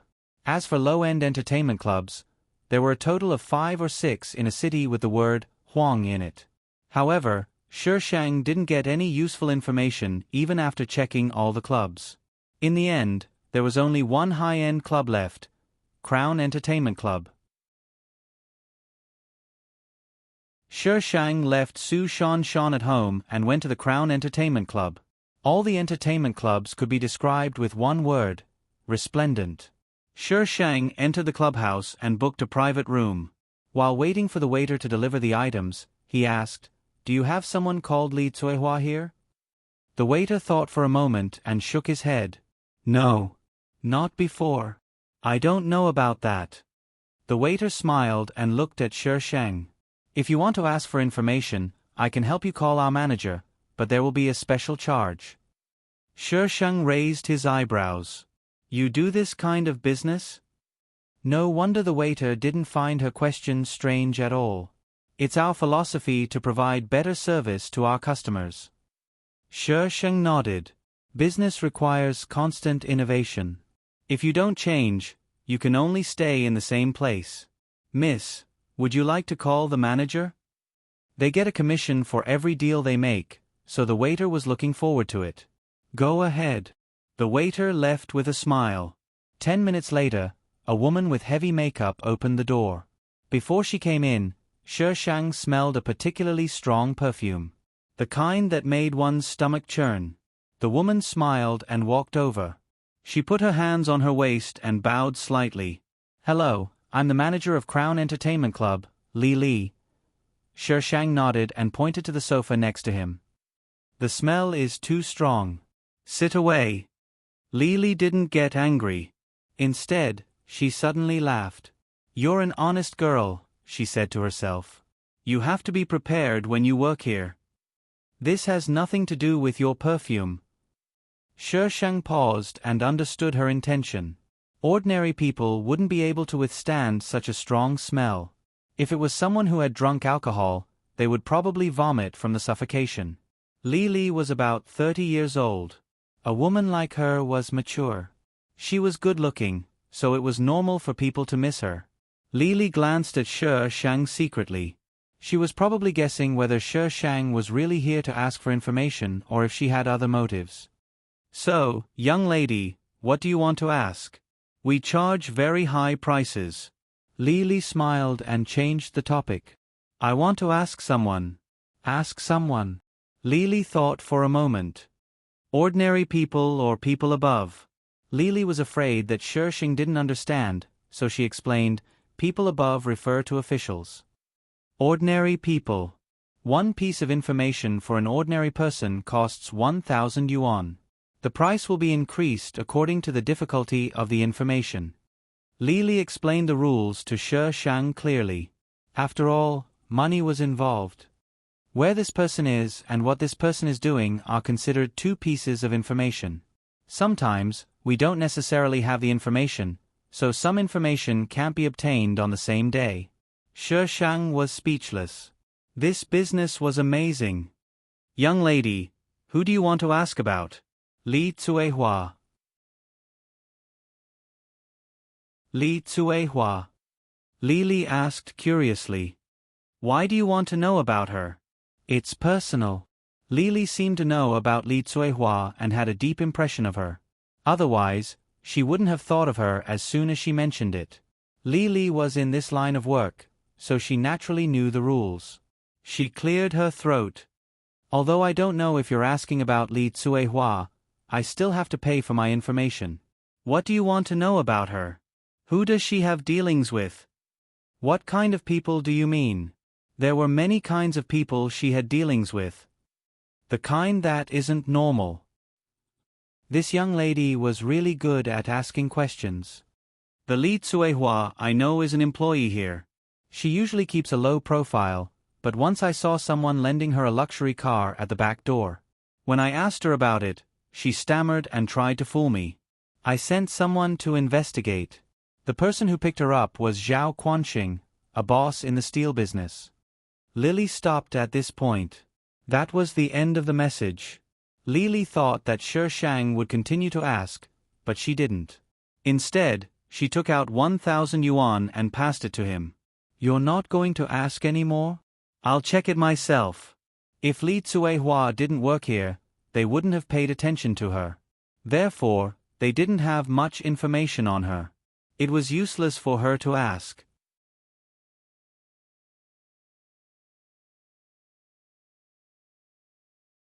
Chapter 672. Shi Shang left the room and was about to go downstairs. Just as he reached the elevator, the door opened. Shi Shang saw the heated scene inside and his mouth twitched. Son, there's no need to do it in public. Actually, it wasn't that heated. They were just hugging and kissing. So when the elevator door opened, Lang Yan and Ying Su separated. Lang Yan looked at Shi Shang and his eyes turned cold. Why was this woman here? Ying Su, on the other hand, looked at Shi Shang cautiously and subconsciously grabbed Lang Yan's hand.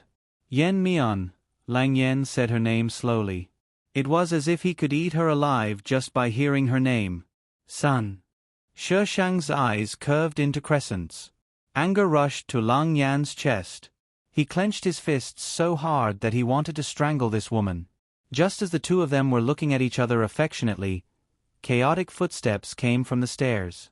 A few tall and strong men appeared in Shi Shang's line of sight. These people came aggressively with guns in their hands. They didn't even bother to hide. When they saw Shi Shang standing outside, they quickly ran over. Lang Yan heard the footsteps but didn't see anyone. However, he sensed danger. His expression changed and he reached out to press the button to close the elevator door. The elevator door wouldn't close for a long time. The people on the other side had already arrived. Lang Yan pulled Ying Su out of the elevator. When he passed by Shi Shang, he pushed Shi Shang hard. Shi Shang didn't expect Lang Yan to be so immoral. He staggered from the push. Male lead, you're really something. Whoosh! A bullet came from behind. Shi Shang could barely identify the bullet's location. He simply lay on the ground without caring about his image. Shi Shang. So why was I the one who got shot again? She wasn't going to take the blame for the male and female leads. The people on the other side had already come up and surrounded Shi Shang. She's with them. Capture her. The rest of you go after her. Wait for the sack. I'm not with them. Shi Shang got up from the ground and calmly pulled out his sword. He pointed at the people who were coming to capture him and shouted fiercely, "Try touching I won't turn you into a stick, baby." Her voice penetrated the wall of people and entered Shi Shang's ears clearly. Shi Shang's hand trembled and he almost dropped his sword. Why did the pervert come? Shang Guanzhou walked in through the crowd and looked at her with a smile. You're not a good boy, playing with such a dangerous thing. He walked closer to the Shi Shang, reached out his index finger to the tip of the sword, and slowly pushed it to the side. Shi Shang turned his iron sword and pressed it against Shang Guanzhou's hand. You're not dead yet? It was raining when she left. Shang Guanzhou must have been struck by lightning. That feeling must have been excruciating. Shang Guanzhou's face suddenly twisted. He did not want to recall that memory at all. Countless thoughts of torturing Shi Shang flashed through his mind.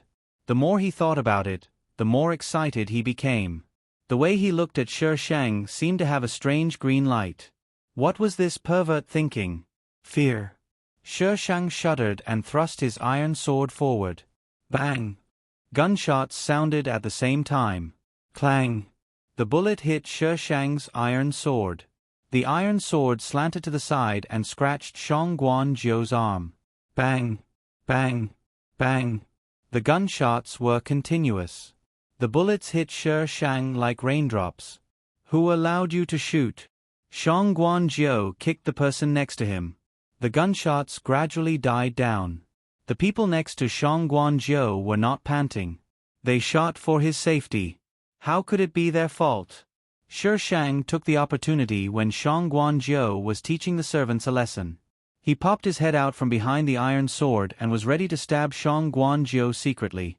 However, when he popped his head out, he saw another group of people walking towards them from the other end of the corridor. There were about 7 to 8 people. 2 men walked in front side by side. 1 person was behind them, and the rest were scattered on both sides. Shi Shang realized that Li Li was among them. However, she was standing at the back with a cautious attitude. When Shang Guanzhou saw these people, his face became serious. Shang Guanzhou's men were really arrogant to shoot in public. The man in front continued to walk forward. However, the people behind him stopped. The people on both sides stepped forward and blocked the people behind them. Mr. Shang Guan, would you like to pay by cash or card? One of the men was polite and gentle. He even had a faint smile on his face. Shi Shang was speechless. What kind of development was this? Shang Guanzhou looked behind the man. He gritted his teeth and asked, Shi Fei is back? President Shi is back. The man nodded slightly. Mr. Shangguan, would you like to pay by cash or card? Why is he back? Shangguan Zhou continued to ask. I can't tell you anything about President Xi. The man was still smiling. Mr. Shangguan, you can't do the same thing more than 3 times. Would you like to pay by cash or card? Shangguan Zhou suddenly wanted to walk over. However, the person behind him pulled him back. Mr. Shangguan, don't be rash. Let go. Shangguan Zhou glared at the person who pulled him back. The person hesitated for a long time and slowly let go of his hand. Shangguan Zhou pushed the man in front of him away and strode over. Shi Shang stared at the person over there and touched his chin thoughtfully. Hidden task. Dear carriage with a grand case. Shi Shang was speechless. System, have you run out of idioms? Why are you using idioms that can't be explained anymore? I don't want to talk to the host. Task target. Shi Fei. Shi Shang thought that Feng Ci didn't exist in this world. He didn't expect him to appear at this time. Shi Shang looked over there. The wall of people blocked her view. She could only see the corner of his clothes. She was so angry that she wanted to cry. She had never seen Shi Fei in the plot. Naturally, she didn't know who he was. However, judging by Shangguan Zhou's attitude, he probably wasn't a good person. After all, Shangguan Zhou was a psychopath. How could someone who could make him so afraid be a good person? Is it really okay for you to talk about your Feng Ci like this? Shangguan Zhou quickly came out from inside. His face was extremely ugly. He actually asked someone to swipe his card. After the people on the other side swiped their cards, they immediately clustered around the person in the middle and walked back. Only Lily stayed. Mr. Shangguan, are you done with the fight? Lily went forward in a manner that was neither servile nor overbearing. If you're done, we can clean up the place. Shi Shang was speechless. She was so calm. So what Shangguan Zhou swiped just now was the venue fee? Shangguan Zhou looked at Shi Shang, who was still standing at the side. His eyes flashed with a trace of ferocity. Baby, see you next time. He quickly left from the other side with his people. Only a mess was left in the corridor, and the women standing at both ends of the corridor. Shi Shang poked the ground with the iron sword and dragged the sword in Lily's direction. There were too many people just now, and Shi Shang was leaning against the elevator. Lily didn't notice her until now. Lily's face changed slightly when she saw her dragging the iron sword aggressively. This little girl didn't look threatening before. Why did she look like a homicidal maniac now? Lily couldn't help but take a few steps back. Asterisk ha ha ha ha, this is awkward.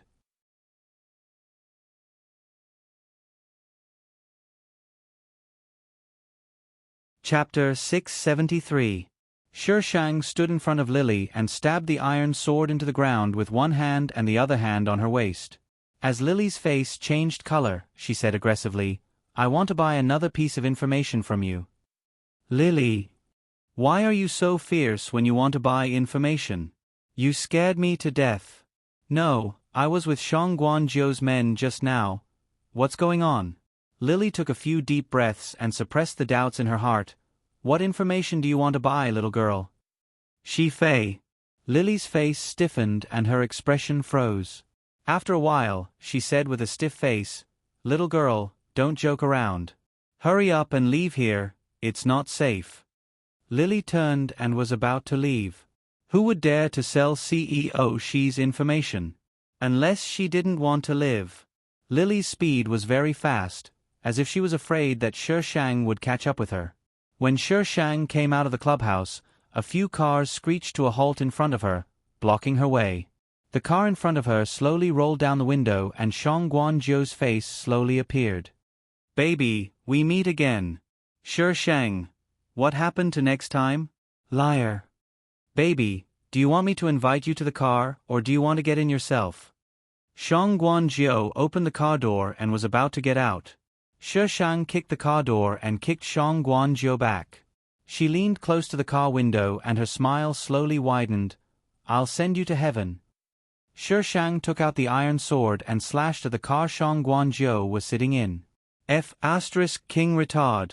I didn't look at the almanac when I went out today. Each one was more retarded than the other. An ordinary car couldn't withstand the destruction of the iron sword. The car Shang Guanzhou was sitting on became scrap iron in the blink of an eye. Shang Guanzhou ran down from the other side and escaped the fate of being cut into pieces. Shang Guanzhou's men protected him and retreated a long distance. Sir, should we shoot? Is this woman human? The car was cut into such a horrible state. Why shoot? What if you hurt my baby? His baby could only be hurt by him alone. Everyone. If he didn't shoot, they would die. Retreat. Shang Guanzhou licked the corner of his lips, a hint of madness in his eyes. Baby, let's play slowly. Shi Shang put one hand on his waist and pouted. How much hatred did Shang Guanzhou have against the original owner of this body? Why did he have to hold on to her and not let her go? The female lead was also quite good-looking. Shi Shang turned around and looked at the entertainment club in the distance. Fortunately, there was no one around. Otherwise, she would be on TV again. By the time Shi Shang got home, it was almost dawn. Su Shanshan had already fallen asleep on the table. Shi Shang carried her to the bed tiredly. After taking a shower in his room, he sat in front of his desk and turned on his computer. Looking at the screen, she was at a loss. She suddenly didn't know what to do. Feng Ci Shi Shang tapped his fingertips on the table. After a while, he clicked on the web page with the mouse. She slowly typed in Shi Fei's name. There was no report about Shi Fei on the web. Shi Shang sighed and entered Zhao Quanqing's name. Zhao Quanqing was in the steel business. He started early and made a lot of money a few years ago. However, the business was not doing well in recent years. The company was barely holding on. Sister. Shi Shang was startled by Su Shanshan's sudden appearance at the door. She turned on the light beside her and said angrily, "Are you trying to scare me to death?" "I'm sorry, sister. I didn't mean to." Su Shanshan immediately apologized. "What's wrong? Are you still not feeling well?" Shi Shang waved at Su Shanshan. Su Shanshan walked over obediently. She explained in a low voice, "I got up to go to the toilet. I saw the light in the study, so I came to take a look." Shi Shang touched her forehead. She didn't have a fever. Shi Shang had gained some experience from guiding Yi Ran in the zombie world. She patted Yi Ran's head. "Go back and sleep."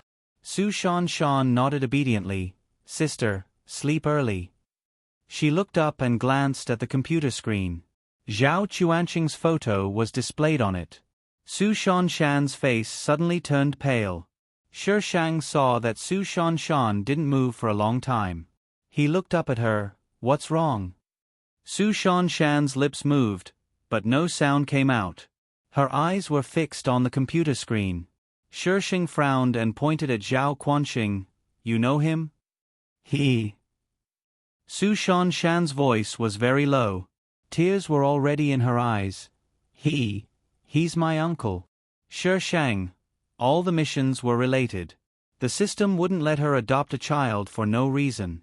Su Shanshan's grandparents had 3 children. Her father was the youngest. There was an older brother and an older sister. Her brother didn't have a good relationship with his family. He cut ties with his family a long time ago. Only the older sister was left. The older sister married Zhao Quanqing. When Su Shanshan's parents had an accident, the older sister urged Zhao Quanqing to take over Su Shanshan's parents' property and send Su Shanshan back to her mother. "Okay, don't cry. Crying won't solve anything." Shi Shang roughly wiped Su Shanshan's tears and pushed her out of the study. "Don't think too much. Go to sleep." After settling Su Shanshan, Shi Shang poured a glass of water and returned to the study to continue reading Zhao Quanqing's information. Buzz buzz. Shi Shang rubbed his eyebrows and looked away from the computer. He reached for his phone. The call was from an unknown number. Shi Shang sniffled before swiping the answer button. Baby, Shang Guanjiu, Shi Shang gritted his teeth. You called I in the middle of the night.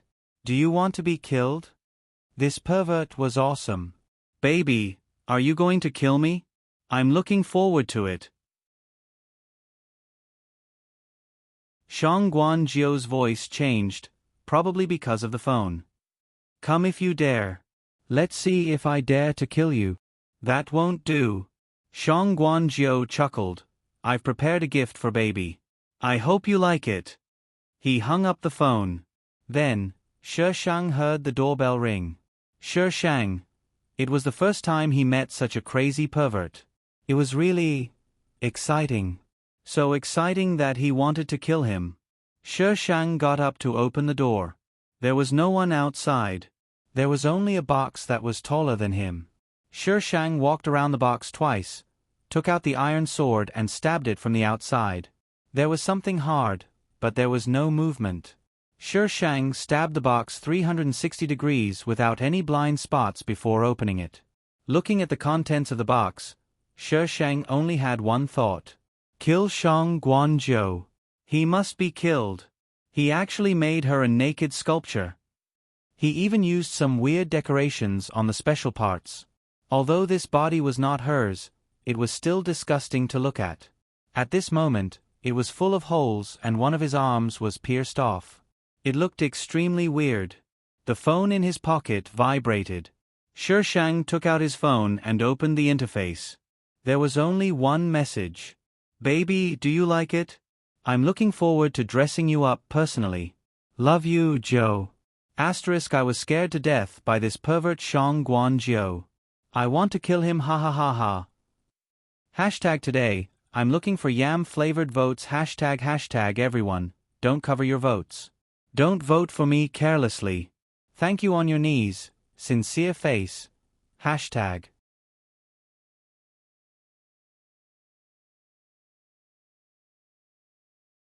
Chapter 674. In order to kill Shang Guanjiu, Shi Shang rushed back to the mountaintop where Shang Guanjiu lived overnight, but she did not find anyone.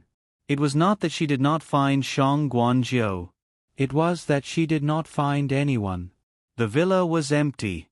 When Shi Shang returned home, it was almost noon. As soon as she stepped out of the elevator, she saw an identical box outside her door. She was very sure that when she left, she kept the box in her space and destroyed the evidence. So this was sent after she left? Shi Shang opened it and looked at it. Very good, a different posture. Shang Guanjiu, if I don't kill you, I'll live stream myself eating retards. Shi Shang opened the door and went in. Su Shan was setting the table and her face was not looking good. When she heard the noise, she forced a smile. Sister, you're back. Yeah. Shi Shang nodded slightly. Did anyone come by just now? Su Shan blinked. There's a big box outside. Did you see it? No. Shi Shang lied without batting an eyelid. Su Shan felt strange and ran to the door to take a look. She was even weirder when she did not see the box. There were only 3 families here, and their doors were far apart. Could it have been sent to the wrong house? It's a big box. Didn't you buy it? Su Shan gestured to Shi Shang. I didn't buy anything. Maybe it was sent to the wrong house. Shi Shang pulled out a chair from the dining table. Let's eat. Su Shan thought that Shi Shang had a point. She did not hear anyone knocking at the door at home. It must have been sent to the wrong house. Su Shan's cooking was very simple, and the taste was not particularly good. It could only be considered edible. Shi Shang quickly finished the meal. You'll start school in a few days. Tell me if you need anything. Shi Shang took out a triangular amulet and a card from his pocket. Take this with you. The password is your birthday. Take this amulet with you wherever you go. Got it? Yeah, got it. Su Shan kept the items. She knew that even if she did not accept these, they would still appear in her room the next day. She could reject the things she gave her, but she did not listen. If you reject yours, she would give it to you. In her words, even if you throw it away, don't return it to me. Su Shan's heart was filled with warmth. This was the first time Su Shan Shan felt the care and concern of a family after her parents' death. Those villagers treated her well, but they did it for the sake of her parents and her grandmother. Of course, she was still grateful to them. However, what they gave her was not the kind of warmth that she was experiencing right now. The deafening music was so loud that it was almost deafening. Colorful lights flashed as men and women in revealing clothes danced their bodies to their heart's content. Shi Shang squeezed through the crowd. From time to time, someone reached out to pull her. Beauty, let's have some fun together. Don't go. Beauty. Tisk. Shi Shang squeezed his way through the group of demons and ghosts and walked toward a small room that was guarded. As Shi Shang approached, the bodyguard immediately reached out to stop her. Membership card. She's new here, Shi Shang said calmly.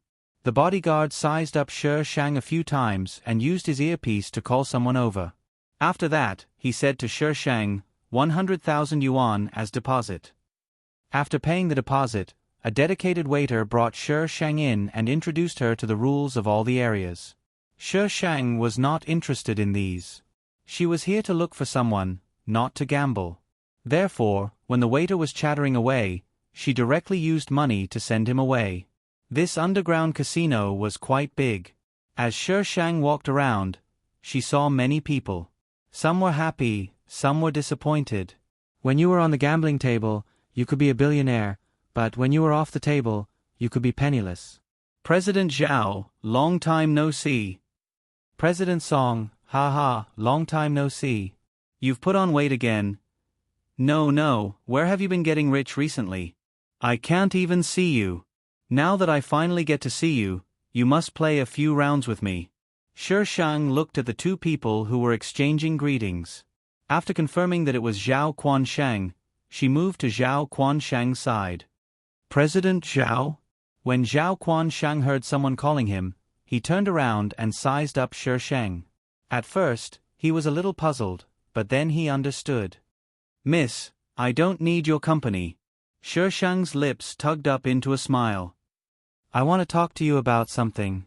Ha! Talk to him about something? Ha, since the beauty is looking for you, you should go. President Song patted Zhao Quanshang on the shoulder. Don't let her down. I'll wait for you at the usual place. Come over later. Hey, President Song. Zhao Quanshang wanted to chase after him, but Shi Shang grabbed his arm.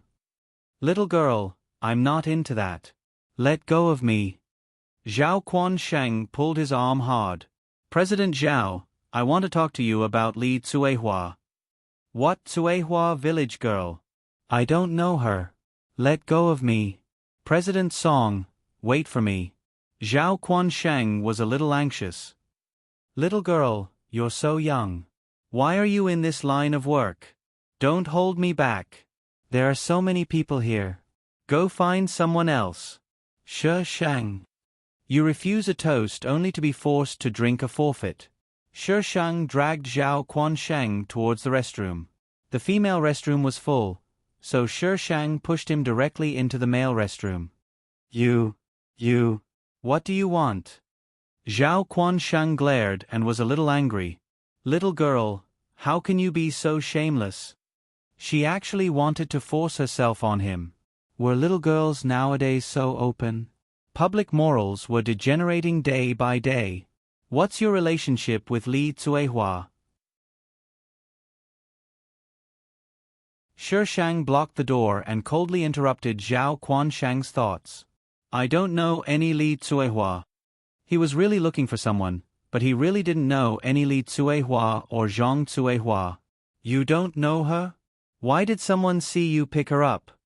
Shi Shang took a few steps forward and got closer to Zhao Quanshang. You're a big boss. Why would you pick up a stranger for no reason? Who would believe you? Since you can't remember, I'll give you a hint. She's Li Cuehua from Crown Entertainment Club. What Crown Entertainment Club? Zhao Quanshang's voice stopped abruptly. He looked at Shi Shang fiercely. The kind man suddenly became fierce. I don't know what you're talking about. Little girl, if you continue to be like this, I'm going to call for help. If you need men, go find someone else. I don't play with women like you. I spend millions every minute. Can you afford to play with me? Shi Shang grabbed Zhao Quanshang's arm and pressed him against the restroom door. He said fiercely, I'll ask you one more time. What's your relationship with Li Cuehua? F*CK, how dare you be so fierce with I? What an idiot. Cough cough. Zhao Quanshang was caught off guard. His face turned red.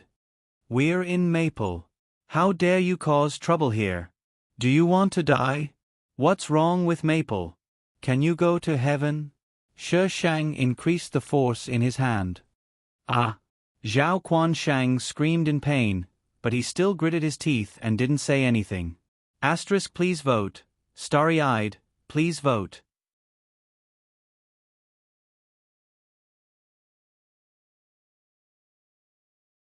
Chapter 675.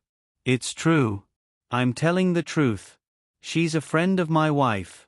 She used to visit my wife when my wife wasn't feeling well. I would pick her up when I was on the way. Zhao Quanshang's face was covered in tears and snot. Where did this shrew come from? She was so fierce. Li Cuehua is from the countryside. How could she be friends with your wife? Who is your wife? Does she work with Li Cuehua? Was she that easy to fool? Or was the word retard written on her face? His wife was not Su Shan's aunt. According to Su Shan, with her greedy personality, how could she be friends with someone like Li Cuehua? Zhao Quanshing wanted to find an excuse, but the more he thought about it, the more blank his mind became. My wife and Li Cuehua. They met at Crown Entertainment Club. At that time, Li Cuehua helped my wife once. My wife has a good temper, and to thank Li Cuehua for helping her, they met a few more times and became friends. Do you believe that I will kill you if you continue to fabricate nonsense for me? No, I'm telling the truth. Zhao Quanshang raised his hands and swore, I'm telling the truth. Okay, call your wife. Zhao Quanshang was stunned. After a while he said hurriedly, Don't call my wife. I'll tell you the truth. I have a mistress. She used to work at Crown Entertainment. Is it worth hiding something like this? Shi Shang narrowed his eyes. I'm just afraid that you're sent by my shrew. I think I still need to talk to your wife. Shi Shang said seriously. Zhao Quanshang was so angry that his eyes turned red. He shouted, I've already told you. What else do you want? Shi Shang said firmly, You're lying. Zhao Quanshang was furious. I'm not lying. I'm telling the truth. Why are you looking for Li Cuehua? Who is she to you? What's your motive? Shi Shang's eyes turned into crescents. He smiled faintly. What are you hiding? What are you afraid I'll find out? Zhao Quanshing had been avoiding the important points and dwelling on the trivial. When he spoke, it was obvious that he had a guilty conscience. The words he said just now were obviously fabricated. Zhao Quanshing panted heavily. Were you sent by that tigress? Bang bang bang. Who's in there? How could you lock the door? Come out, I can't hold it in anymore. Open the door. Bang. If you want to do something, go get a room. What are you doing here? Open the door. The door of the toilet was kicked loudly, and the sound of cursing could be heard. Zhao Quanshing's eyes darted around as he rushed to the door. Before he could touch the door handle, a mirror suddenly appeared in front of him. Cold air hit him in the face. He looked at himself in the mirror and almost couldn't recognize who he was. The people outside only heard a dong sound, and then there was no more movement. They kicked him again, cursed, and ran away quickly. Zhao Quanshing's back was against the door. A chill ran from the soles of his feet to his head. Who are you? In the end, Zhao Quanshing couldn't resist Shi Shang's violence. Zhao Quanshing did have a mistress outside, but she wasn't his mistress. He was taking care of her for someone else. That someone else was Lang Yao Tian. He used to work for Lang Yao Tian for a period of time. Later, He married the daughter of the Su family and started to make his own fortune. However, he was indebted to Lang Yao Tian. When Lang Yao Tian asked him for help, he couldn't refuse. Li Tsuehua was an accident. She used to be a helper in his house. When he found out that she was stealing, he fired her. He didn't expect that Li Tsuehua would bump into him when he sent that woman to the hospital. Li Tsuehua knew that he was afraid of his wife, so she used this to threaten him. Whether it was because of Lang Yao Tian or because he was afraid that his wife would find out, he gave Li Tsuehua a lot of things after that. Because that woman's health wasn't good, he asked Li Tsuehua to take care of her. At first, Li Tsuehua was quite attentive. However, later on, she either sneaked out or stole things. Probably because she had done too many immoral things, Li Tsuehua got sick and didn't have much time left. That woman pitied her and asked him to send Li Tsuehua back to Huangshan village. Who is that woman to Lang Yao Tian? For Lang Yao Tian to try so hard to hide her, she must be his true love, right? Zhao Quansheng whispered. How would I know? Lang Yao Tian didn't allow him to ask. He even said that the more he knew, the faster he would die. He didn't want to lose his life. Then what's her name? Her ID is Chen Yu. However, that's probably a fake ID that Brother Yao made for her. I don't know her real name. Zhao Quansheng's face was sad. He put his hands together and said, That's all I know. Can you let me go? Give me her address. Zhao Quansheng looked at the iron sword in front of him. He made up his mind and said the name of a place. He couldn't even save his life now. There was no other way.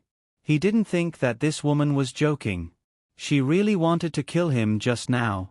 Brother Yao, I'm sorry. However, everyone is trying to survive. I believe that you won't blame me in hell. Zhao Quansheng comforted himself in his heart. He didn't mean to let her down because he wanted to save his own life. Shishang stared at him for a few seconds and slowly put the iron sword away. Zhao Quansheng's legs were still weak. He opened the door in a hurry and staggered out. Shishang put the iron sword away and was about to go out when a man came in from outside. He looked at Shishang and then went out to check the toilet sign. He didn't enter the wrong door. Shishang walked out calmly. When he passed by the toilet sign, he wanted to turn the two signs around. However, he found that they were fixed. He couldn't turn them around. Shishang. This is awkward. The man stood at the door and looked at Shishang's retarded behavior. Shishang waved his hand and walked out calmly. Even if he failed to show off, he had to keep it up. He couldn't be a coward. The man. So what was she doing just now? Shishang turned a corner and heaved a sigh of relief. She patted her chest. Showing off was a physical activity. She needed to take it slow. After dealing with Zhao Quansheng, she still had to deal with that pervert Shang Guanjiu. I hate perverts. I hate perverts plus 1 2 3 4 5 6. Shang took out her phone to check Shang Guanjiu's location. However, the moment she took out her phone, the black screen lit up. She had an incoming call. Seeing the number, Shishang hung up without hesitation. The other party didn't call again. Instead, he sent a message. Baby, I saw you. Did you come here to look for me? I didn't expect you to love me so much. I'm waiting for you at 8808. Shishang gritted his teeth and typed a few words slowly. Very good. Clean up and wait for me. See if I don't turn you into a stick. Come on, baby. Asterisk come on, baby vote.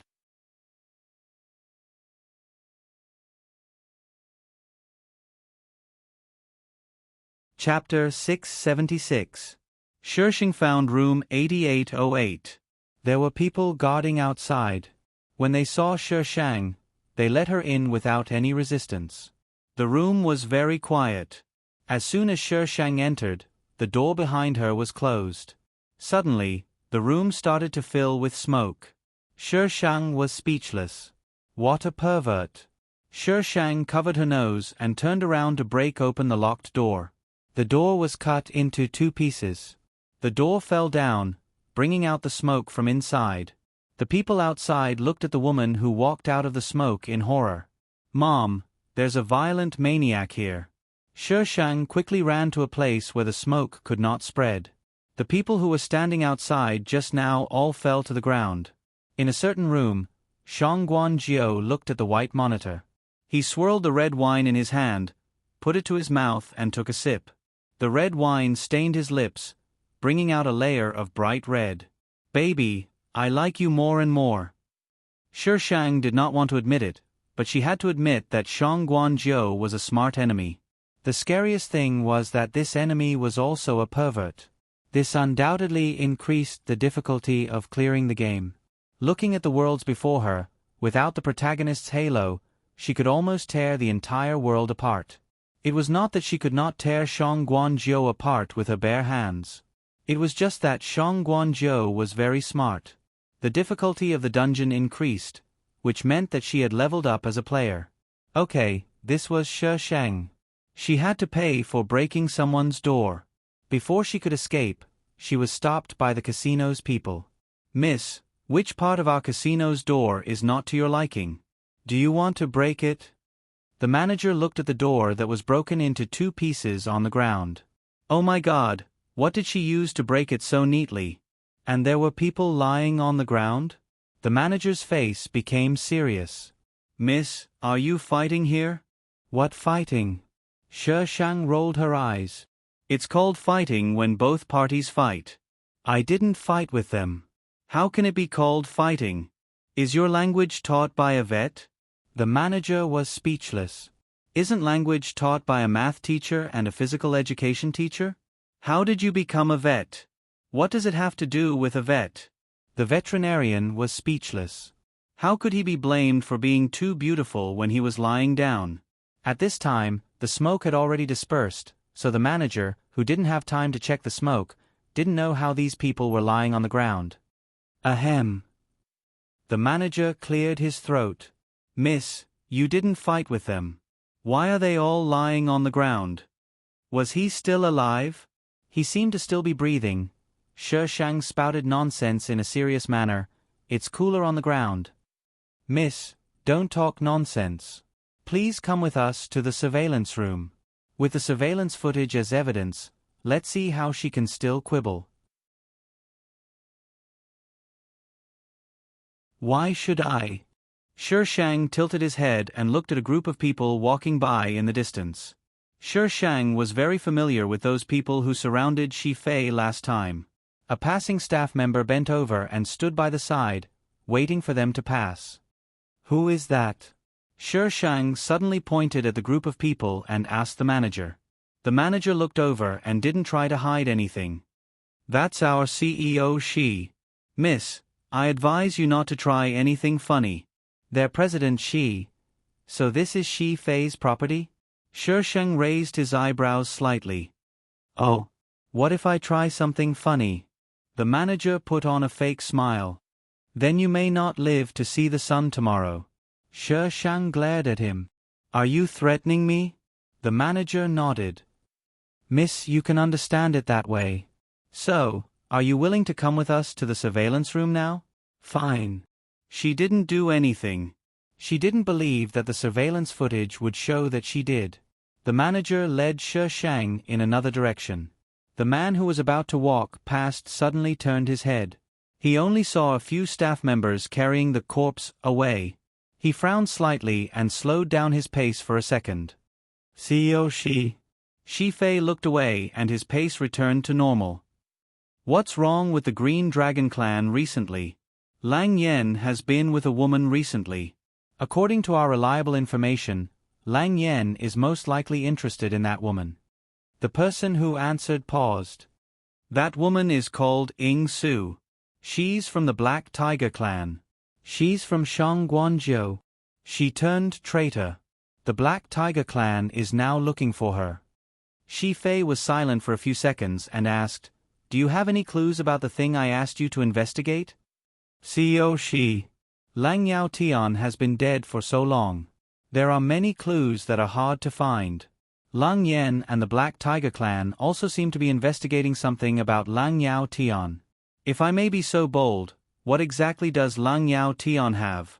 Why did CEO Shi come all the way here? Shi Fei didn't speak. The man didn't dare to continue asking.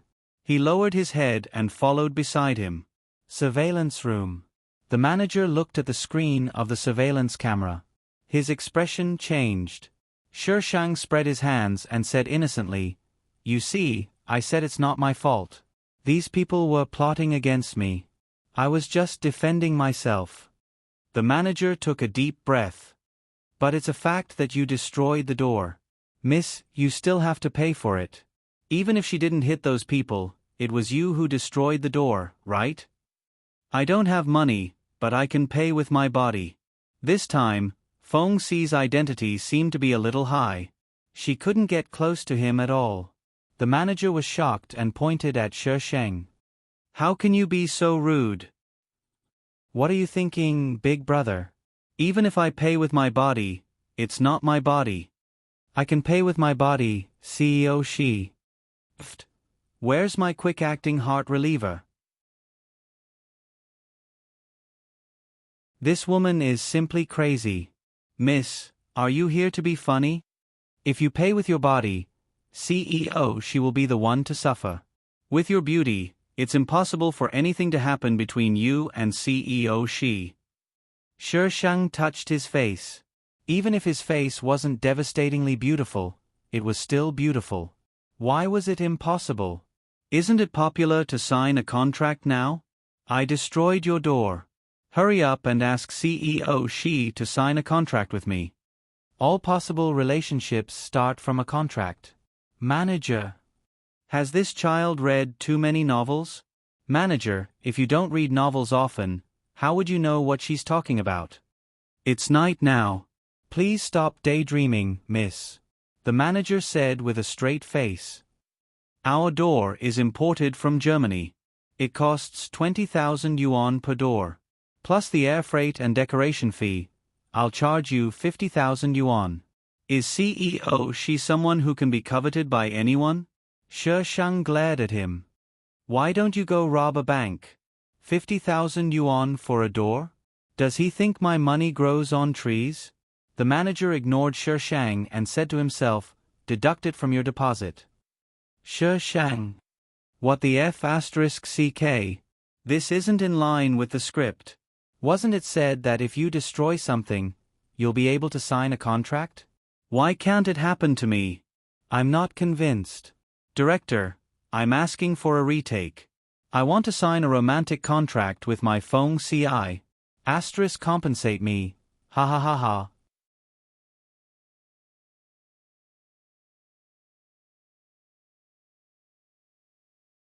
Chapter 677. Shi Shang's deposit was deducted and he was kicked out of the underground casino. Shi Shang was exhausted. She didn't even see a strand of Feng Xi's hair. Shi Shang looked at the colorful signboard outside. The flashing light dazzled her eyes. The air was a little moist, the night was silent, and there was a chill. She stood for a moment, then walked back gloomily.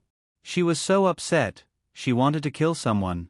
Shi Shang returned home, made sure that her things were not damaged, then went to the room to check on Su Shan. The light in her room was still on, there was an exercise book on the table, and the little person fell asleep on the table. Shi Shang curled his lips in disgust, went forward and carried Su Shan to the bed. Sister. Su Shan was still in a daze. She called out and fell asleep again. Shi Shang turned off the light and left the room. The night wind blew gently, blowing away the dark clouds in the sky, revealing the bright moon, as white as a jade plate. The clear light fell, shrouding the building with a layer of hazy gauze. Shi Fei stood in front of the window, the moonlight cast his long shadow on the ground. He was wearing headphones, listening to the other parties report with a calm face. President Shi, Shang Guanjiu's people came in just now, targeting a little girl named Yan Mian. Their purpose is unclear. Yan Mian? Shi Fei whispered softly. The other party thought Shi Fei was asking for Yan Mian's information, and immediately said, Yan Mian is Lang Yao Tian's woman, 22 years old, an orphan, graduated from a famous university, and was taken into the mansion by Lang Yao Tian as soon as she graduated. The voice on the other side paused. It's strange. Lang Yen got rid of all of Lang Yao Tian's women, leaving only Yen Mian. Shi Fei didn't reply for a long time. The person on the other side asked carefully, President Shi, should I follow up? Yes. Shi Fei hung up the phone, took off his headphones, stood silently for a moment, reached out and pulled the curtains. The room suddenly plunged into darkness. September 1st, school started. Shi Shang sent Su Shan Shan to school. Su Shan Shan, who hadn't even finished elementary school, suddenly entered the junior high school campus. She was a little nervous and helpless. She followed behind Shi Shang, carefully and expectantly looking around. This was the school she would live in from now on. Go in. Shi Shang escorted Su Shan Shan to the door of the classroom. Su Shan Shan looked at the Shi Shang, then carefully glanced at the classroom that was already filled with people. She hesitated for a few seconds before slowly walking in. Shi Shang stood outside and looked at her for a while before turning to leave the school. She drove to a high-end residential area. The main entrance was definitely not open. She parked the car by the side of the road, went around to the back of the residential area, and climbed over the wall to get in. Following the address given by Zhao Quanxing, he found the room number. Shi Shang reached out to press the doorbell, but it didn't open for a long time. Ding! The elevator door opened, and two women came out. They were probably residents of this place. Seeing Shi Shang standing in front of the door, one of the women suddenly asked, Are you looking for Chen Yu? Yes. Shi Shang nodded. The woman said, She's not here. She was taken away by a few people last night. I bumped into them at the entrance of the neighborhood. I don't know who they are. The woman was Chen Yu's neighbor. When she was free, she would chat with Chen Yu and walk around. Yesterday, she came back late from working overtime. At the entrance of the residential area, she saw Chen Yu and a few people get into a business car. Chen Yu got into the car on her own, so she couldn't say anything. Shi Shang asked the woman for the exact time. It happened earlier than when she had interrogated Zhao Quanxing. If it wasn't Zhao Quanxing, then who was it? Shi Shang climbed over the wall and went to the entrance of the residential area. He went to the gate and said that he was Chen Yu's relative and had something to discuss with her. The gate guard couldn't contact Chen Yu, and Shi Shang also said that he couldn't contact her. Using the excuse that he was worried about Chen Yu, he got information from them that Chen Yu had left with a few men last night. However, it was too dark, so they couldn't see what they looked like. Shi Shang asked to check the surveillance footage. The gate guard was also afraid that something might happen. After asking the manager, he agreed to let Shi Shang see the surveillance footage. According to the surveillance footage, around 10 o'clock, Chen Yu and a few men came out of the residential area and got into a black business car parked outside. It was exactly as the woman said. The surveillance footage outside the residential area didn't capture the license plate of the business car, so there was no way to track it. Shi Shang thought as he walked back. From afar, he saw a group of people surrounding the place where he had parked his car. His car was being towed away by a tow truck. F***CK. I can't be this unlucky. Shi Shang rushed over and negotiated with the staff for a long time. After paying the fine, the matter was settled. The protagonist could park anywhere he wanted. Why did she have to be fined for parking her car? Biased. Bad review. Shi Shang drove back. Chen Yu had been taken away by someone. Who could it be? Shi Shang filtered through all the suspicious people in his mind, but he didn't think of anyone. Shi Shang returned home and received a sculpture from the pervert Shang Guanjiu. It covered all the places that shouldn't be covered, and the places that should be covered were exposed. It looked very erotic. To be honest, anyone who saw such a sculpture would want to destroy the person who made it. How perverted was he? Shang Guanjiu, this idiot. I'm so angry. Shi Shang entered his room and made a detailed plan. Although it was a detailed plan, it was actually just a few sentences. First, kill Shang Guanjiu. Then, kill the male protagonist. Finally, take care of Feng Ci and complete the mission. As for Chen Yu, she had been taken away anyway. She couldn't be bothered to investigate.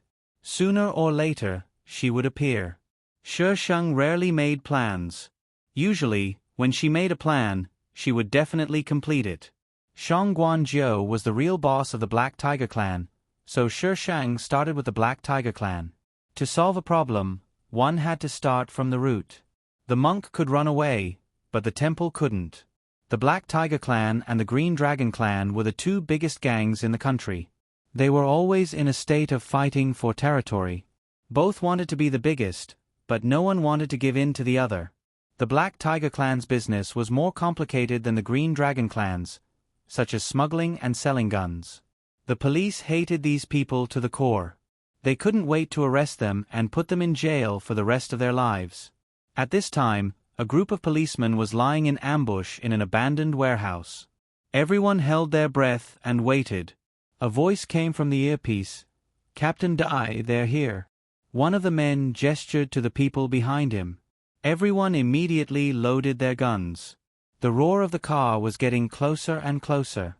They were about to enter the warehouse.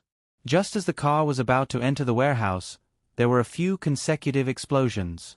A few cars were blown over. The explosion shook the old warehouse and made the dust fall, blocking the view of the policemen. The policemen were stunned by the explosion. This wasn't the way to deal with criminals. They didn't even make the deal, and they blew up people? Didn't this mean that they didn't even have the goods? "Captain Dai, go out and take a look. Be careful." Captain Dai gestured. The car was completely blown up. Black things were spread on the ground. It was unknown whether it was human tissue or car parts. Please vote.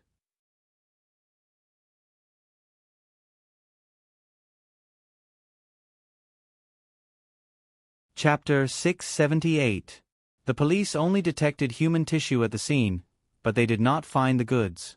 This time, their informant risked his life to leak the news. If they could catch these people, they might be able to remove a big tumor. But now, with this bomb, it was all gone. They still had no idea who did it. Just as the narcotic squad was confused, the guards suddenly received a package. The package was for the narcotic squad. The guard handed the package to Captain Dai. Captain Dai was tall and a little tanned. There was a scar on his face.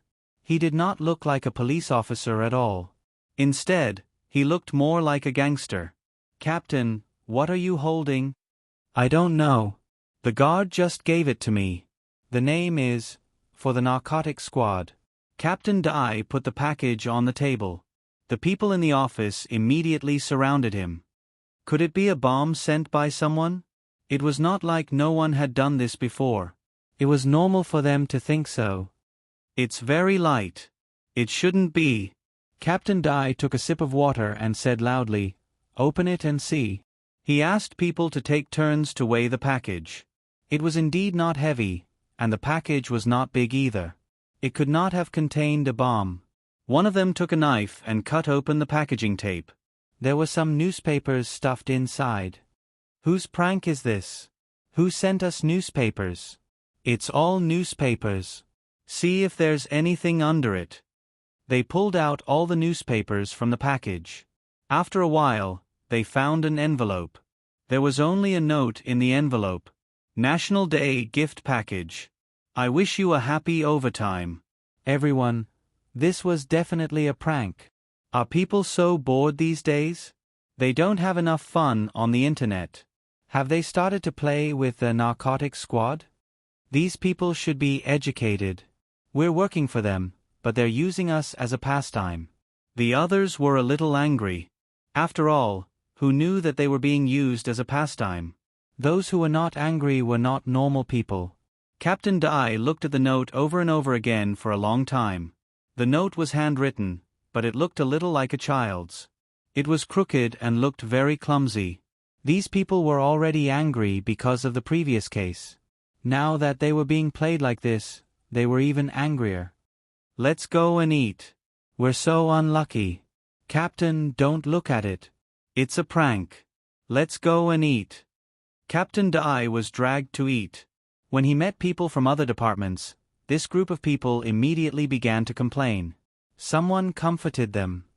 Didn't she send you a National Day gift package? Just treat it as a celebration for you. Captain Dai felt that something was wrong. There was something wrong with that sentence.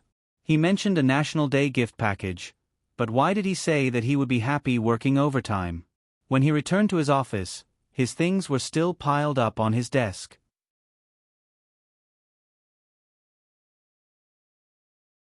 When it was time to get off work, the others left one after another.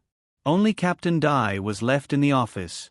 In the middle of the night, a group of people from the narcotic squad who had already fallen asleep were woken up by Captain Dai's series of life-threatening calls. "Captain, what are you doing? We haven't slept for a long time because of that case, and now we're not allowed to sleep? Captain, we know you're not willing to give up. But we've been investigating this matter for a long time, and we still don't have a name for it.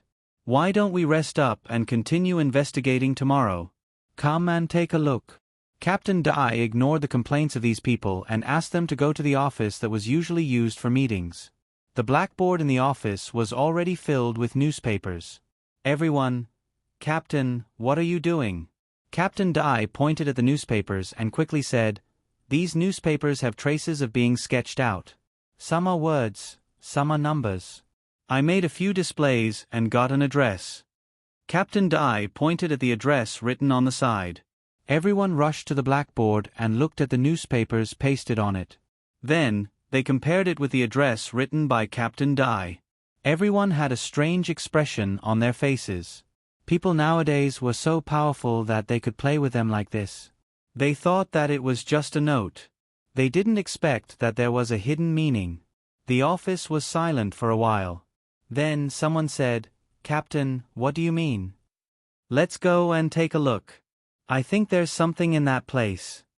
Everyone, although they felt that it wasn't very reliable, everyone still followed Captain Dai. In their line of work, some things that were not very reliable might be the truth. They couldn't let go of any clues. And the facts proved that they had really come to the right place. In the abandoned granary, there was a mountain of drugs. The case that was originally at a dead end immediately had another clue after this batch of drugs was discovered. After that, packages were sent to the anti-narcotics team one after another. Every time, there was a different way to crack it. As long as they cracked it correctly, there would be unexpected gains every time. It was safe and fast. But if they cracked it incorrectly, the consequences were very serious. Once, they got the time wrong and lost 2 brothers. At this time, the anti-narcotics team didn't know how to locate this mysterious package. "Captain Dai, do you think the person who sent this package is helping us? Or is he playing with us?" Captain Dai looked at the latest package. The previous lesson taught him that they couldn't completely rely on this package. Because there were no mistakes in the previous few times, they let their guard down. "Did you find the person who sent the package?" "No, the delivery time is not fixed. The people who sent the package are all couriers."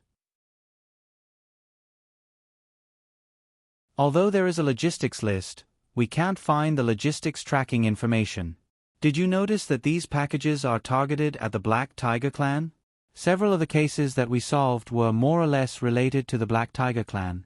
Do you think it could be done by the Green Dragon Clan? The Green Dragon Clan doesn't smuggle drugs, but they trade arms and have always been rivals. This is very likely. While the anti-narcotics team was having a headache, the Black Tiger Clan was also having a headache. Shang Guanjiu, the person behind the scenes who rarely appeared in the Black Tiger Clan, appeared at this time. A skinny and dark man spoke first. "Sir, the cops know our movements like the back of their hands. I suspect there's a mole. Every time there's a big operation, only a few of us know. Are you saying that you suspect there's a mole among us?" A man with thick eyebrows and big eyes next to him was not convinced and glared at him fiercely. The skinny and dark man snorted. "The situation is like this now. Everyone is a suspect. You're so agitated. Could it be that you're the mole?" "Skinny, don't talk nonsense. I've been with Sir for so many years. Why would I betray him?" Shang Guanjiu supported his chin and looked at the two of them arguing back and forth until their faces turned red. When they were tired of arguing, Shang Guanjiu slowly put a piece of paper on the table and pushed it forward. Under the puzzled gaze of the crowd, Shang Guanjiu slowly stood up and smiled slightly. Your opponent is her. She's a very powerful girl. Don't let me down. Everyone's gaze fell on the piece of paper on the table. Shang Guanjiu, if you want to play, let's play big. Yen Mian. #hashtag today's celery flavored vote #vote. Vote, vote, love you all, good night.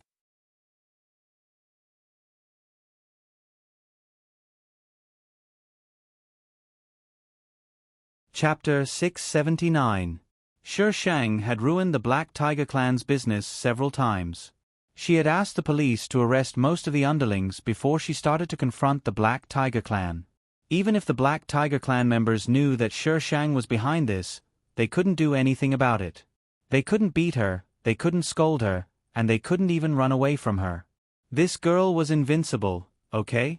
The Black Tiger clan members were now most afraid of meeting Shi Shang. But often, what you were most afraid of was what you would encounter. The Black Tiger clan members who were being chased by Shi Shang said that they wanted to quit. They wanted to turn over a new leaf. They would rather cry in prison than suffer outside. Compared to these members who couldn't withstand the test, the core members of the Black Tiger clan held on longer. They had been running the Black Tiger clan for so many years. They couldn't let it be destroyed just like that. What did Sir say? The skinny man shook the Black Tiger clan member who had just returned. Does Sir really want to see the Black Tiger clan destroyed by that lunatic? Sir. Sir said that as long as she's happy, the Black Tiger clan member said with difficulty. He also said, the skinny man was anxious. What else did he say? He also said that we're trash. The skinny man's fingers loosened. His eyes were full of disbelief. When Sir said that someone was trash, it meant that that person had been abandoned. So now, the entire Black Tiger clan had been abandoned? Oh no, Yen Mian is here. This shout was like a bomb. Everyone's mind went blank and they instinctively retreated into the hall. A delicate young girl slowly walked in from outside the door. She was holding an iron sword in her hand, which shone with a cold light. There was a smile on her face, but if you looked closely, you would find that her eyes were as calm as a 1,000-year-old lake, without the slightest ripple. In her eyes, they were no different from air. The skinny man pushed the people in front of him away and shouted angrily, Yen Mian, the Black Tiger clan has no enmity with you. Why do you keep targeting us? Shi Shang stabbed the iron sword into the ground. Her expression was slightly arrogant. Just when the skinny man thought that she was going to make a declaration, she slowly said, Everyone has a responsibility to eliminate drugs and gangs. Everyone has a responsibility to eliminate drugs and gangs? Are you here to be funny? This woman, who used to be the woman of a mafia boss, actually told them to crack down on prostitution and gangs. Why didn't she say that she was actually Spider-Man and wanted to save the world? Do you want to go to the police station by yourselves, or do you need me to send you there? Shi Shang tilted his head slightly and looked at the group of people. The people here were all core members of the Black Tiger clan. If these people were sent to the police station, the Black Tiger clan would have nothing to show for it. The skinny guy was so angry that his face turned ashen. This woman was too arrogant. Brothers, let's fight it out with her. Even if we die, let's drag someone down with us. The skinny man raised his arms and shouted.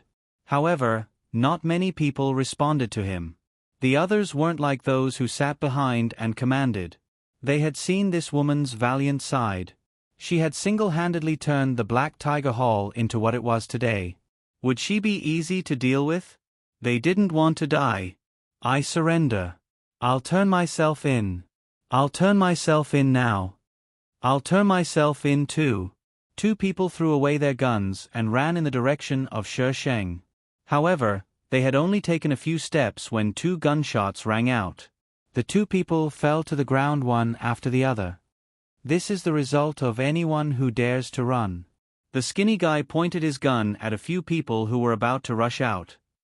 You want to surrender? You want to turn yourself in? The person who was pointed out immediately retreated to the group, shaking his head like a rattledrum. The skinny guy nodded in satisfaction. However, before he could turn his head, he saw the group of people continuously retreating. Their eyes were filled with fear. It's the same whether you run or not. It's a pity that 2 people died for nothing. A clear voice rang out from behind him. The skinny guy felt his scalp go numb. It was as if there was a man-eating monster behind him.